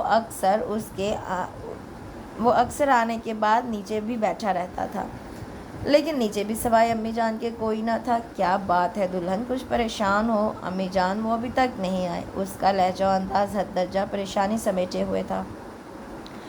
کوئی بات نہیں دلہن، پریشان نہ ہو، وہ کہہ گیا تھا آج اس کی کوئی میٹنگ ہے، دیر ہو جائے گی، آ جائے گا 10 بجے تک۔ جاؤ تم سو جاؤ جا کر، امی جان نے اپنے تخت پوش سے اترتے ہوئے کہا۔ وہ کمرے میں آ کر لیٹ تو گئی، لیکن اسے نیند نہ آئی۔ وہ کافی دیر یوں ہی لیٹی رہی، لیکن چین نہ آیا تو نیچے آ کر صوفے پر بیٹھ گئی۔ 10 بج چکے تھے لیکن وہ نہیں آیا تھا۔ اب تو انتظار کی بھی حد ہو چکی تھی۔ اس سے رہا نہ گیا تو ٹیلی فون کے پاس آ کھڑی ہوئی، تذبذب کے عالم میں کھڑی اسے دیکھتی رہی، پھر ریسیور اٹھایا، لیکن چند لمحوں بعد بنا نمبر ملائے واپس رکھ دیا اور پریشانی سے لاؤنج پہ چکر لگانے لگی۔ کلائی پر بندھی گھڑی پر وقت دیکھا تو 10:30 ہو چکے تھے اور اس کی برداشت ختم ہو گئی تھی۔ وہ دھپ سے صوفے پر بیٹھی اور فیصلہ کن انداز میں ریسیور اٹھا کر نمبر ملانے لگی۔ ہیلو، سعدان انٹرپرائزز، دوسری طرف سے نسوانی آواز نے مطلع کیا۔ جی، کیا آپ کے صاحب آفس میں تشریف رکھتے ہیں؟ اس نے لہجے کی بے چینی کو چھپانے کی ناکام کوشش کی۔ جی ہاں میڈم، وہ ایک اہم میٹنگ اٹینڈ کر رہے ہیں۔ دوسری طرف ریسیپشنسٹ سائد مسکرائی تھی۔ اچھا، آپ کب تک فارغ ہوں گے؟ اس نے اطمینان کی سانس لیتے ہوئے سوال کیا۔ جی بس ابھی تھوڑی دیر لگے گی۔ اوکے، تھینک یو، لیکن پلیز انہیں اس فون کی اطلاع مت دیجیے گا۔ جی بہت بہتر۔ اب کی بار آواز میں مسکراہٹ کی آمیزش بہت واضح تھی۔ اس نے اطمینان سے ریسیور رکھا اور وہیں نیم دراز ہوتے ہوئے آنکھیں موند لیں۔ یہ ٹینشن ریلیز کرنے کا بہترین طریقہ تھا، لیکن پھر اسے پتہ ہی نہ چلا کہ کب اس کی آنکھ لگ گئی۔ وہ اپنے ہی دھیان میں اندر آیا تھا اور اسے صوفے پر سوتا دیکھ کر بے اختیار کھینچا چلا آیا۔ ریشمی بالوں کی لٹیں چٹیاں میں سے نکل کر چہرے کے ارد گرد بکھری تھی۔ وہ بلا ارادہ 2 زانوں بیٹھ گیا۔ وہ بہت تھکا ہوا آیا تھا اور سوچا تھا سیدھا اپنے کمرے میں جا کر کپڑے بدلتے ہی سو جائے گا، لیکن گھر میں داخل ہوتے ہی اس ظالم لڑکی کا چہرہ دیکھتے ہی ساری تھکن ایک پل میں کہیں غائب ہو گئی تھی۔ وہ اس کی بیوی تھی اور وہ اس پر پورا حق رکھتا تھا، لیکن وہ ایسا کوئی کام نہیں کرنا چاہتا تھا جس سے رشتوں پر اعتماد سے عاری اس نازک سی لڑکی کو کوئی دکھ پہنچے۔ اس لیے اب تک کے اس کے رویے کو دیکھتے ہوئے وہ دانستہ اس سے انجان بنا رہا تھا، لیکن اب اس نے ہاتھ بڑھا کر بکھری لٹوں کو سمیٹا اور سلکی بالوں میں نرمی سے انگلیاں چلائیں، اور اس سے پہلے کہ وہ خود پر سے اختیار کھوتا ہوا مزید کسی گستاخی کا مرتکب ہوتا، وہ ہڑبڑا کر اٹھی اور وہ اس کے اس طرح اٹھنے پر گڑبڑا کر پیچھے ہٹا۔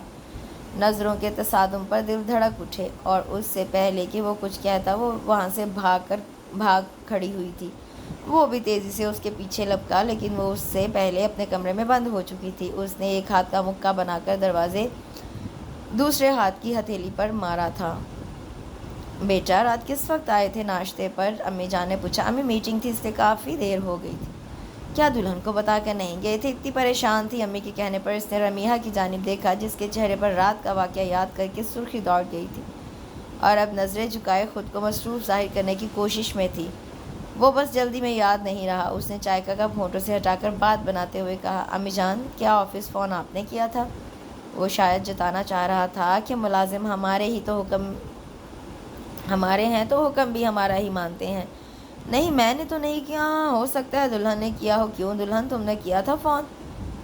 جی ہاں، وہ اقرار کرتے ہوئے جھجک گئی اور اس نے ہونٹوں کی مسکراہٹ چھپانے کے لیے دوبارہ کپ ہونٹوں سے لگا لیا۔ ارے واہ بھابھی، آپ تو اس طرح شرما رہی ہیں جیسے بھائی آپ کے شوہر نہیں منگیتر ہوں۔ آنسا نے ہنستے ہوئے کہا، ہاں بھائی، حرام ہے مجھ پر وہ وقت جو میں نے انہیں کبھی ایک دوسرے سے بات کرتے ہوئے دیکھا ہو۔ صبا نے بھی گفتگو میں حصہ لینا اپنا حق سمجھا۔ بھابھی کیا بات ہے، ہمارے بھائی پسند نہیں آئے؟ آنسا نے برابر بیٹھی رمیحہ کے کان میں سرگوشی کی اور وہ محض اسے گھور کر رہ گئی۔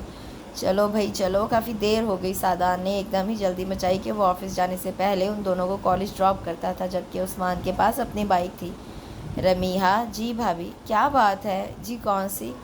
کیا تم دونوں بیوقوف سمجھتے ہو ہمیں؟ کیا مطلب؟ وہ دونوں اس وقت تمام کاموں سے فارغ ہو کر لان میں اپنے اپنے سویٹرز لیے بیٹھی تھیں۔ بھابھی تو اپنے 5 سالہ بیٹے وقاص کا سویٹر بن رہی تھی، جبکہ وہ سعدان کا، اور وہ واقعی نہیں سمجھی تھی کہ بھابھی کس بات کا ذکر کر رہی ہیں۔ بالکل بھی احساس نہیں ہوتا کہ اس گھر میں ایک نو بیاہتا جوڑا بھی رہتا ہے۔ نہ چوڑیوں کی کھنک، نہ کہے، نہ وہ شوخیاں۔ کیسی باتیں کرتی ہیں بھابھی، آپ جوان بچے رہتے ہیں گھر میں، اب ہم ان کے سامنے یہ سب کرتے اچھے تو نہیں لگتے، اور میرا خیال ہے کہ یہ بات مناسب بھی نہیں۔ ہمیں کبھی کسی بھی دور میں اپنی حدود و اقدار اور روایات کو نہیں بھولنا چاہیے۔ ٹھیک ہے، میں مانتی ہوں تمہاری بات، اور ہم نے بھی اس بات کا ہمیشہ بہت خیال رکھا، لیکن یہ تم دونوں کا ایک دوسرے سے بالکل اجنبی رویہ اب تو بچے بھی محسوس کرنے لگے ہیں، اور اگر امی جان کچھ نہیں کہتی تو تمہارا کیا خیال ہے وہ کچھ محسوس بھی نہیں کر رہی؟ تم دونوں اپنی یہ غلط فہمی دور کرو کہ اس گھر کے لوگ آنکھیں اور ذہن بند کیے بیٹھے ہیں۔ بھابھی بہت دھیرے دھیرے رسانیت سے بولتی اسے پریشان کر گئی۔ مجھے بتاؤ مسئلہ کیا ہے؟ کیوں تم دونوں کے درمیان کھڑی اجنبیت کی دیوار گر نہیں پائی؟ ابھی تک 4 ماہ ہو گئے ہیں تمہاری شادی کو، اور تم دونوں اس طرح ایک دوسرے سے چھپے پھرتے ہو جیسے نامحرم ہو۔ شادی کے بعد مرد تو جلد ہی گھر آنے کا بہانہ ڈھونڈتا ہے، لاکھوں بکھیڑوں کے بعد بھی گھر کھینچا چلا آتا ہے، جبکہ کبھی نہ لیٹ ہونے والا سعدان اب اکثر دیر سے گھر آتا ہے۔ کیوں؟ بھابھی کی باتوں پر وہ جو لب بھینچے بیٹھی تھی، اب اس کی آنکھوں میں نمی اتر آئی۔ رونے سے مسائل حل نہیں ہوتے رمیحہ، مجھے بتاؤ کیا بات ہے؟ اگر میں تمہاری مدد نہ کر سکی تو اچھا مشورہ تو دے سکتی ہوں۔ اس نے انگلیوں کی پوروں سے ہاتھ پونچھے اور دھیرے دھیرے انہیں سب کچھ بتا دیا، جسے سن کر بھابھی گہری سانس لے کر رہ گئی۔ انہیں اب حقیقتاً غصہ آیا۔ تم نے تو بیوقوفی کی ہی تھی، لیکن سعدان سے مجھے ایسی بیوقوفی کی توقع ہرگز نہ تھی، لیکن مجھے لگتا ہے وہ تمہارے رویے سے خاصا ہرٹ ہوا ہے۔ اب اس کے سوا کوئی چارہ نہیں ہے کہ تم خود پیش قدمی کرو۔ بھابھی میں… اس کے تو چہرے پر ہوائیاں اڑنے لگیں۔ کیوں؟ شوہر ہے وہ تمہارا۔ لیکن بھابھی میں… اس کے چہرے پر ایک دم ہی سرخی چھا گئی۔ دیکھو رمیحہ، یہ جو مرد ہوتا ہے نہ صرف اپنی غرض سے مطلب ہے اسے، میں اسے خود غرض نہیں کہہ رہی، یہ صرف فطری جبلت ہے اس کی۔ جب وہ گھر آتا ہے اس کے سارا دن تھکے ماندے وجود و ذہن کو آرام و سکون کی ضرورت ہوتی ہے، جو ایک شادی شدہ مرد کو صرف اس کی بیوی ہی دے سکتی ہے، اور اگر اسے یہ سکون گھر میں نہ ملے تو وہ یہ سکون باہر تلاش کرنے لگتا ہے۔ تو پھر بھابھی آپ ہی بتائیں اب نہ کہ میں کیا کروں؟ ہمت کرو ہمت۔ پھر وہ دھیرے دھیرے اسے سمجھانے لگی تھی کہ وہ بس یہی کر سکتی تھی، لیکن وہ یہ سب کرنے کی ہمت خود میں کہاں سے لاتی کہ اس کے سامنے جاتے ہی پسینے چھوٹ جاتے تھے۔ کئی دن تو اس نے سوچتے اور خود میں ہمت پیدا کرتے ہی ضائع کر دیے تھے، اور اس کا تو اب معمول بن گیا تھا روزانہ بہت دیر سے آنا۔ بھابھی کی باتیں یاد کر کے دل ہولتا تھا اس کا۔ جب مرد کو گھر میں سکون نہ ملے تو وہ باہر تلاش کرتا ہے، تو کیا وہ اپنا سکون باہر تلاش کر چکے ہیں؟ وہ کتنی دیر سے وارڈروب کے سامنے کھڑی تھی۔ آخرکار لائٹ پرپل کلر کے سوٹ پر بلیک موتیوں سے کام کیا گیا تھا کھینچا، اور باتھ روم میں گھس گئی۔ وہ آج اس کے آنے سے پہلے خود کو بھی خوبصورت لگنا چاہتی تھی۔ یہ کلر ویسے بھی اس پر بہت سوٹ کرتا تھا۔ لائٹ میک اپ اور ہم رنگ جیولری پہن کر گیلے بالوں میں برش پھیر کر یوں ہی کھلا چھوڑ دیا اور اب اس کے انتظار میں ٹیرس میں نکل آئی، لیکن وہاں اچھی خاصی سردی تھی، اس لیے دوبارہ کمرے میں چلی آئی اور بیڈ پر بیٹھ کر میگزین دیکھنے لگی، لیکن وقت تھا کہ گزرنے کا نام ہی نہ لیتا تھا۔ ٹی وی لاؤنج میں تھا اور کمپیوٹر اسٹڈی روم میں۔ اپنے بیڈ روم میں اس قسم کی فراغات اس کو بالکل بھی پسند نہ تھی۔ تقریباً 10 بجے گیٹ پر ہارن ہوا تھا، اس کا دل بہت تیزی سے دھڑکا، وہ جلدی سے کھڑکی میں چلی آئی، اسے خود کو قابو کرنے میں کئی لمحے لگے تھے۔ وہ اسے اپنے کمرے میں دیکھ کر چونکا تھا، لیکن اگلے ہی لمحے اسے نظر انداز کرتا ہوا اپنا بریف کیس الماری میں رکھا اور صوفے پر بیٹھ کر جوتے اتارنے لگا اور پھر صوفے کی پشت سے سر ٹیک کر آنکھیں موند لی۔ السلام علیکم، جھجکتی ہوئی آواز سماعتوں میں اتری تو اس نے ذرا کی ذرا آنکھیں کھول کر اس کی جانب دیکھا، لیکن قریب کھڑی رمیحہ کی سج دج دیکھ کر دل بے ایمان ہونے لگا تو دوبارہ آنکھیں موند لی۔ کیا ابھی کچھ ستم باقی ہے جو مزید کیل کانٹے سے لیس میرے مقابل چلی آئی ہو؟ اس نے الجھ کر سوچا۔ آپ ناراض ہیں مجھ سے؟ وہ ایک دم چونک کر سیدھا ہوا تھا اور اب دھیرے سے اس کے مقابل کھڑا اسے بھرپور نظروں سے دیکھ رہا تھا۔ اس قدر توجہ اور قربت اس کے چھکے چھڑا گئی۔ عارض پر جھکی لمبی گھنی لرزتی پلکیں پنکھڑی سے لبوں کو کچلتی، ہاتھوں کو مسلتی بے اختیار تھوڑا سا پیچھے کو سرکی تھی۔ اس لمحے اگر وہ ایک پل کو بھی پلکیں اٹھا کر اس کے چہرے پر چھائے والہانہ تاثر کو دیکھ لیتی تو یقیناً بے ہوش ہو کر گر جاتی، لیکن جب وہ بولا تو لہجہ خاصا اکھڑ اکھڑ تھا۔ کھانا کھائیں گے؟ جی نہیں، کھا چکا ہوں۔ بظاہر اس کی بد لحاظی عروج پر تھی، لہذا فوراً رخ پلٹ گیا کہ مزید ضبط کا یارہ نہ تھا۔ چائے لاؤں؟ ضرورت نہیں، سخت لہجے میں کہتا صوفے پر ڈھہ گیا اور دونوں ہاتھوں سے سر دبانے لگا۔ آپ کے سر میں درد ہے؟ وہ بڑے حوصلے سے ہمت کا دامن تھامے کھڑی تھی۔ کچھ نہیں ہوا مجھے، جائیں آپ یہاں سے۔ اسے لگا اگر وہ مزید کچھ دیر وہاں کھڑی رہی تو اس کے حسن کا جادو اس پر چل جائے گا، اس لیے خاصے تیز اور جھنجھلائے ہوئے سرد لہجے میں کہتا وہ شاید اپنے اندر کے طوفان کو دبانا چاہتا تھا اور اس کا ضبط بس یہیں تک تھا۔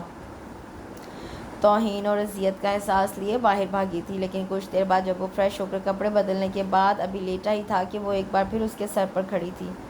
دودھ پی لیجئے۔ اس نے آنکھوں سے بازو ہٹا کر دیکھا، نائٹ بلب کی نیلگوں روشنی میں وہ دودھ کا گلاس لیے کھڑی، نہ جانے کیوں وہ جب بھی اس کی طرف دیکھتا تھا اسے لگتا جیسے اس کا حسن پہلے سے زیادہ بڑھ گیا ہو۔ دل پر ضبط کے کڑے پہرے بچھاتے ہوئے وہ سیدھا ہو بیٹھا تھا۔ اس نے دودھ کا گلاس بڑھانے کی بجائے دوسرا ہاتھ اس کے سامنے پھیلایا جس کی گلابی ہتھیلی پر 2 پین کلر ٹیبلٹس رکھی تھیں۔ اس نے گہری سانس لیتے ہوئے گولیاں اٹھا کر منہ میں رکھیں اور دودھ کا گلاس منہ لگا کر ایک ہی سانس میں خالی کر گیا۔ گلاس دوبارہ اسے تھمانے کی بجائے سائڈ ٹیبل پر پٹکنے کے انداز میں رکھا اور دوبارہ پہلے والی پوزیشن میں لیٹ گیا۔ وہ چند لمحے کھڑی اسے دیکھتی رہی اور پھر بہت ہمت کر کے اس کے سرہانے بیٹھ کر اس کا بازو ہٹایا اور اپنا ٹھنڈا یک ہاتھ اس کی پیشانی پر رکھ کر دبانے لگی۔ ایک پل میں سعدان کو لگا جیسے وہ کسی صحرا میں چلتے چلتے اچانک ہی سایہ دار شجر تلے آ گیا ہو۔ اس کے دماغ میں اترتی ٹھنڈک اسے اندر تک پرسکون کر گئی، اس لیے وہ بے حس و حرکت اس طرح لیٹا تھا جیسے اسے کسی خوبصورت خواب کے ٹوٹ جانے کا خدشہ ہو۔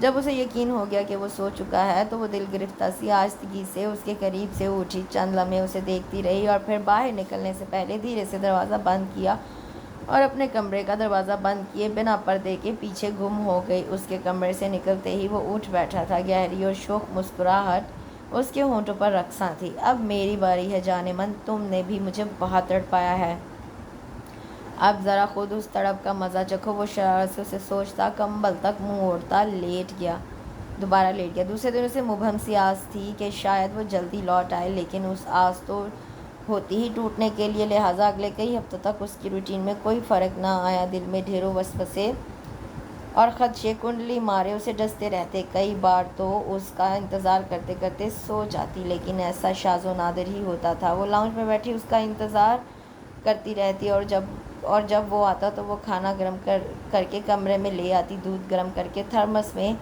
ڈال کر رکھ دیتی، لیکن اب وہ اپنی انا تو اس کے قدموں میں رولنے کے لیے چھوڑ نہیں سکتی تھی۔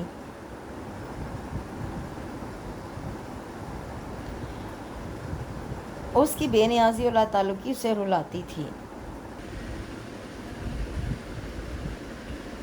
بیٹا اب تمہاری طبیعت کیسی ہے؟ امی جان نے شفقت بھری آواز میں پوچھا۔ کیوں، کیا ہوا بھائی جان کو؟ آنسا نے فوراً گھبرا کر پوچھا۔ کچھ نہیں ہوا بھائی، بس ذرا کل طبیعت خراب تھی، لیکن امی آپ فکر نہ کریں، اب میں بالکل ٹھیک ہوں، اس نے سفید جھوٹ بولتے ہوئے کہا، حالانکہ اس کا آفس جانے کو بھی جی نہیں چاہ رہا تھا، لیکن گھر میں رہ کر بھی وہ کیا کرتا، اس دشمن جہاں کے ظلم ہی سہنے، اس سے بہتر تھا کہ آفس ہی چلا جاتا۔ مگر لگ تو نہیں رہے کہ ٹھیک ہو بیٹا، شکل پر تو دیکھو 12 بج رہے ہیں۔ تم بتاؤ دلہن، اب کیسی طبیعت ہے اس کی؟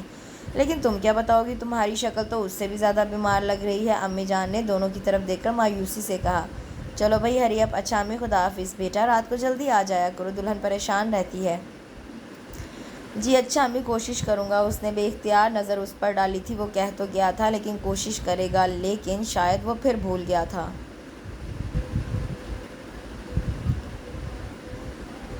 کہو کچھ بات بنی یا نہیں، بھابھی نے سرگوشی میں پوچھا۔ وہ اب لان میں بیٹھی اپنے کاموں میں مصروف تھی، ان کے پوچھنے پر اس نے نفی میں سر ہلا دیا۔ بھائی کب تک چلے گا یہ سب، وہ جھنجھلائی۔ مجھے کیا معلوم بھابھی، میں تو اپنی ساری کوششیں کر بیٹھی، نہ جانے کیا دل میں ٹھانے بیٹھے ہیں۔ کہو تو میں بات کروں سعدی سے؟ جی کیا بات کریں گی آپ، وہ ایک دم گھبرا گئی۔ پتہ ہے امی کتنی پریشان ہے؟ کیوں؟ وہ حیران ہوئی اس کے کیوں پر، وہ اسے گھورنے لگی تو وہ نظر چرا گئی۔ خوشخبری سننا چاہتی ہیں وہ، اور تم دونوں ہو کہ اپنی اپنی انا لیے پھرتے ہو۔ بھابھی وہ شرما گئی، اگر یوں ہی شرماتی رہی نا تو کچھ نہیں ہونے کا، تو کیا کروں میں؟ اپنے حسن کے سحر میں گرفتار کر لو اسے، ان زلفوں کی زنجیروں میں جکڑ لو اسے، بھابھی نے اسے کھلے بالوں کو پکڑتے ہوئے کہا تو اس کے چہرے پر سرخیاں دوڑنے لگیں۔ پھر تم نے بتایا نہیں کروں سعدی سے بات؟ تھوڑی دیر کی خاموشی کے بعد وہ پھر بولی۔ کیا کہیں گی آپ؟ کہوں گی امی خوشخبری سننا چاہتی ہیں۔ رہنے دیں آپ، جو ہوگا دیکھا جائے گا، اس نے شرما کر منہ بناتے ہوئے کہا۔ بھاڑ میں جاؤ تم اور تمہاری یہ شرم و حیا، بھابھی یہ کہہ کر اون سلائیاں سنبھالتی اٹھ گئیں۔ امی کے کہنے کے باوجود بھی آج تو اس نے دیر سے آنے کے تمام ریکارڈ توڑ دیے تھے۔ 10 9 تو وہ ہر روز ہی بجا دیتا تھا، لیکن آج تو 11:30 ہو گئے تھے اور اس کا دور دور تک کہیں پتہ نہ تھا، نہ جانے کہاں رہ گئے۔ وہ نیچے آ گئی، سارا گھر بھائیں بھائیں کر رہا تھا، شاید کام زیادہ ہو گیا ہو، اس نے سوچ کر دل کو تسلی دی اور کمرے میں آ کر کتاب کا مطالعہ کرنے لگی۔ وہ چونکی تو اس وقت جب گھڑی نے 1 کا گھنٹہ بجایا۔ وہ کتاب رکھ کر اٹھی، اس کے کمرے میں آ کر کھڑکی کھول دی، یہاں سے گیٹ صاف نظر آتا تھا۔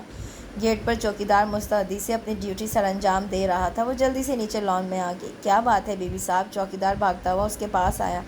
ہاں وہ تمہارے صاحب نہیں آئے ابھی تک، اس نے پریشانی سے کہا، جبکہ نظریں مسلسل گیٹ پر جمی تھیں۔ کوئی بات نہیں بی بی صاحب، آپ اندر جائیں، یہاں بہت سردی ہے، صاحب آ جائے گا، چوکیدار نے اسے تسلی دیتے ہوئے کہا تو وہ اندر آ گئی، لیکن اسے چین نہیں آ رہا تھا۔ بھابھی تو شاید بھری بیٹھی تھی، لڑنے مرنے پر تیار تھی۔ ہاں بیٹا، اپنا نہیں تو دلہن کا ہی خیال کر لیا کرو، بہت پریشان رہتی ہے وہ۔ پریشان؟ اس نے تمسخرانہ انداز میں سوچنا چاہا، لیکن شاید اس کا دل و دماغ تو رمیحہ کے قابو میں تھا کہ اس کے خلاف کچھ بھی سننا نہ چاہتا تھا، وہ اس کے بارے میں سوچنا بھی نہ چاہتا تھا، تو وہ ہر جگہ ہر وقت اس کے ساتھ ہوتی تھی۔ بیٹا اگر تم سمجھ رہے ہو کہ میں تم دونوں کے درمیان حائل خلیج کو سمجھ نہیں رہی تو نادان ہو تم، میں تمہاری ماں ہوں۔ وہ اسے کیا سمجھانا چاہ رہی تھی؟ مبہم انداز، ادھوری بات۔ 6 ماہ ہونے کو آئی تمہاری شادی کو، لیکن جس مان اور جذبے کے ساتھ اسے بیاہ کر لائے تھے، اس اعتبار اور یقین کا دامن اس کے ہاتھ میں تھمانے میں ناکام رہے ہو تم، وہ سنجیدگی سے کہتی کپڑے جھاڑتی اٹھ کر اندر بڑھ گئی۔ سردی میں ٹھٹر کر بخار ہو گیا ہے اسے۔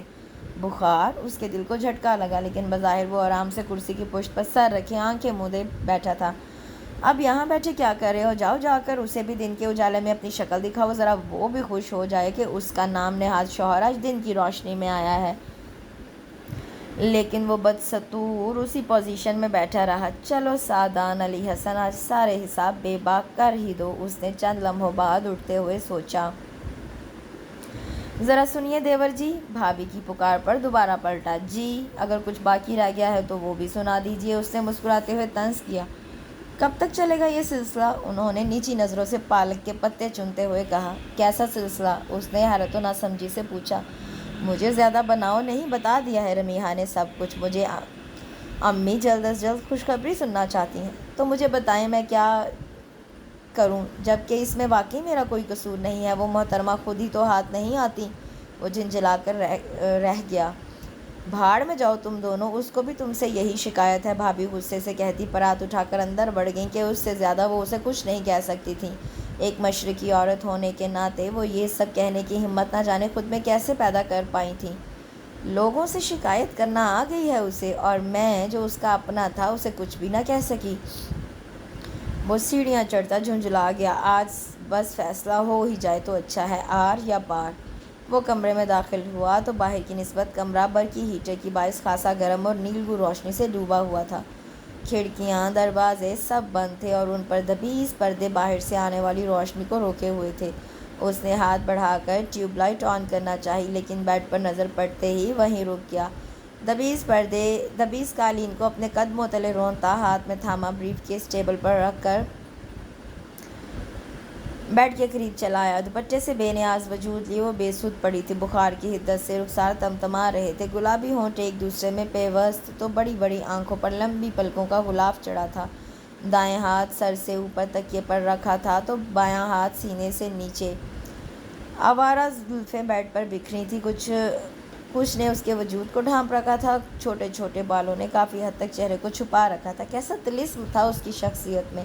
اس نے اپنے آپ کو اس کے سحر میں گرفتار ہوتے محسوس کیا۔ اسے لگا کہ وہ اس کی زلفوں کی زنجیروں کے جال میں جکڑا ہوا ہو۔ وہ بے اختیار اس کے قریب ایک ٹانگ بیڈ پر رکھ کر بیٹھتا چلا گیا اور اس کے سینے سے نیچے رکھے ہاتھ پر اپنا ہاتھ رکھ دیا۔ پلکیں لرزیں تو جسم میں جنبش ہوئی تو سعدی کو جیسے ہوش آ گیا۔ وہ فوراً اٹھ کھڑا ہوا، بریف کیس اٹھا کر الماری میں رکھا وارڈروب سے کپڑے نکال کر باتھ روم میں جا گھسا۔ تقریباً 5 منٹ بعد واپس آیا تو وہ اسی طرح بے خبر پڑی سو رہی تھی اور آ کر اس کے برابر لیٹ گیا۔ دونوں ہاتھ سر کے نیچے رکھے چھت کو گھورنے لگا، پھر کروٹ بدل کر بازو کوہنی کے بل کھڑا کیا اور اس پر اپنا سر ٹکا کر بغور اسے دیکھنے لگا۔ چند لمحے دیکھتے رہنے کے بعد پھر سیدھا ہو کر لیٹا، اپنے دل کی دھڑکنوں کو سنبھالتا پہلے والی پوزیشن میں آ کر اس کا جائزہ لینے لگا۔ ہاتھ بڑھا کر اس کے چہرے پر آئے بالوں کو پیچھے کیا تو انگلیاں چہرے سے مس ہو گئیں۔ وہ ہڑبڑا کر اٹھی تھی۔ وہ سیدھا ہو کر اطمینان سے لیٹ گیا۔ آپ کب آئے؟ اس سے پہلے کہ وہ اچھل کر بیڈ سے نیچے اترتی اس نے اس کا بازو کھینچ لیا۔ وہ سیدھی بیڈ پر گری تھی۔ اس کے بازو پر دباؤ ڈال کر دوسرے بازو سے اس کے گرد حصار باندھ دیا۔ جھٹکے سے گرنے کی وجہ سے اس کے تمام بال اس پر گر کے اسے ڈھانپ گئے تھے، لیکن آخر کب تک؟ اس کے بازو سے ہاتھ ہٹا کر اس نے چہرے سے بال ہٹا دیے۔ چھوڑے مجھے، اس نے اٹھنے کی کوشش کی۔ غیروں سے کہا تم نے، غیروں سے سنا تم نے، کچھ ہم سے کہا ہوتا، کچھ ہم سے سنا ہوتا۔ اس نے دوبارہ سے اس کے ہاتھ پر اپنا ہاتھ رکھتے ہوئے دلکش انداز میں شعر پڑھا، پلیز چھوڑے مجھے۔ تمہیں چھوڑ دیا تو امی کو وہ خوشخبری کیسے سناؤں گا جو وہ جلد از جلد سننا چاہتی ہیں؟ وہ شرم سے سرخ ہو گئی، جان گئی کہ بھابھی کی شرارت ہے۔ وہ پھر سے اٹھنے کی کوشش کرنے لگی۔ بڑی جلدی خیال آ گیا آپ کو، وہ بے ساختہ کہہ گئی اور پھر فوراً ہی لب بھیج کر سختی سے آنکھیں بند کر لیں۔ چہرے پر شرم کی سرخی اس کے حسن کو مزید دو آتشا بنا رہی ہو۔ اجی ہم تو شادی کے اگلے ہی دن یہ خوشخبری سنانے کو تیار تھے، لیکن آپ نے ہی ہمارے تمام جذبوں اور امنگوں کو تاراج کر دیا اور ہم اپنے سسکتے جذبوں کی توہین پر دل محسوس کر رہ گئے۔ اچھا چھوڑے مجھے۔ آج بھی چھوڑ دیا تو امی کو کیا جواب دوں گا؟ بے شرم، اس نے اپنا چہرہ چھپانے کی کوشش میں موڑتے ہوئے کہا۔ ہونٹوں پر شرم و حیا کی ایک دلکش مسکراہٹ دوڑ گئی۔ اس میں بے شرمی والی کون سی بات ہے؟ میں تمہارا شوہر ہوں اور تم سے اپنا حق مانگ رہا ہوں، جس پر اتنے عرصے سے غاصب بنی بیٹھی ہو۔ میری امانت مجھے دے دو تو سارے حساب بے باک ہو جائیں گے۔ وہ اتنی بے باکی پر اتر آئے گا اسے امید نہ تھی۔ وہ اٹھ کر بھاگ جانا چاہتی تھی، اپنے آپ کو اس سے چھپا لینا چاہتی تھی۔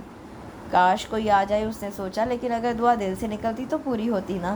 پلیز سعدان، مجھے جانے دیں، وہ التجائی انداز میں بولی۔ اس نے نفی میں سر ہلایا۔ اتنی مشکل سے تو قابو میں آئی ہو، ایسے ہی تو نہیں چھوڑوں گا۔ اب تو ایسا قابو کروں گا کہ کبھی دوسرے کمرے میں سونے کا نام بھی نہ لوگی۔ اس نے بازو کوہنی کے بل کھڑا کر کے اس پر اپنی ٹھوڑی ٹکاتے ہوئے کہا۔ اس طرح کرنے سے دونوں کے چہرے اس قدر قریب آ گئے تھے کہ رمیحہ اپنے چہرے پر اس کی گرم سانسیں محسوس کر رہی تھی۔ جانتی ہے کتنا تڑپایا ہے تم نے مجھے، کتنے خواب سجائے تھے، کتنی امیدیں وابستہ کی تھی میں نے اس رات سے۔ سوچا تھا تمہارے تمام غموں کو اپنے دامن میں سمیٹ لوں گا، تمہیں اتنی خوشیاں دوں گا کہ دکھ کبھی تمہارے پاس بھی نہ بھٹکیں گے۔ پہلی نظر میں محبت کی تھی میں نے تم سے، لیکن تم نے میرے تمام جذبوں امنگوں کو ملیا میٹ کر دیا، میری تمام امیدوں پر پانی پھیر دیا۔ یہ کیا کہہ رہا تھا وہ اس کے لیے تڑپتا رہا تھا، اور وہ کیا سمجھتی تھی؟ وہ نہیں جانتی تھی کہ وہ اس پر زبردستی مسلط نہیں کی گئی، بلکہ اس گھر میں اسے وہ اسے اپنی محبت کی چھاؤں میں لایا تھا۔ اب میں تم سے تمہاری ہر زیادتی کا بدلہ لوں گا۔ میرے جذبوں، میری امنگوں کے محل کو مسمار کرنے کی کچھ سزا تو ملنی چاہیے تھی نا، اس لیے میں بھی مٹی کا بت بن گیا تھا۔ لیکن اب میں نے مزید اور سزا بھی تمہارے لیے تجویز کر لی ہے۔ آپ جو چاہیں مجھے سزا دے لیں، اگر آپ کہیں گے تو میں سارا دن ساری رات ایک ٹانگ پر کھڑی رہوں گی۔ آپ چاہیں مجھے مار لیں، پیٹ لیں، میں اف تک نہیں کروں گی، لیکن اس وقت مجھے چھوڑ دیں۔ آخر میں اس کا لہجہ التجائیہ ہو گیا تھا، اس کی شوخ اور والہانہ نظریں، معنی خیز جملے اس کی روح تک فنا کر رہے تھے۔ ارے یہ سزائیں تو تمہارے لیے بہت کم ہے، تمہارے لیے تو اس سے بھی بڑھ کر سزا سوچ رکھی ہے میں نے۔ اس کی آنکھوں میں شرارت ناچنے لگی اور ہونٹوں کی شوخ مسکراہٹ میں اضافہ ہو گیا۔ کیسی سزا؟ وہ ڈر گئی۔ بتاؤں؟ اس نے آنکھوں میں جھانکتے ہوئے پوچھا۔ شرم اور گھبراہٹ کی وجہ سے شاید وہ اس کی شرارت اور شوخی کو سمجھ نہ پائی تھی۔ ہاں، وہ مشکل بولی، اور پھر اس سے پہلے کہ سعدان کے ہونٹ اس کے رخسار سے ٹچ ہوتے وہ اس کی شرارت سمجھ گئی اور اسے زور سے پرے دھکا دے دیا۔ وہ اس حملے کے لیے تیار نہ تھا، لہٰذا پیچھے جا گرا اور تیزی سے اٹھ کر بھاگتی ہوئی دوسرے کمرے کے دروازے کے پاس پہنچ کر رک کر اسے دیکھا اور کھلکھلا کر ہنسنے لگی۔ سعدان نے اپنے منہ پر ہاتھ پھیر کر اسے شہادت کی انگلی دکھائی تو وہ ہنستی ہوئی اسے منہ چڑھا کر اندر غائب ہو گئی، تو وہ بھی اس کے پیچھے بھاگ کر کمرے میں گم ہو گیا۔ اس کے ساتھ اس خوبصورت سی ناول کا یہاں اختتام ہوتا ہے۔ مجھے یقین ہے کہ آپ کو یہ ناول بہت پسند آئے گا۔ کمنٹ سیکشن میں ضرور بتائیے گا، میں انتظار کروں گی۔ کل تک کے لیے اجازت دیجیے، کل ایک نئے ناول کے ساتھ حاضر ہوں گی۔ اپنا بہت سا خیال رکھیں، دعا میں یاد کریں۔ اللہ حافظ۔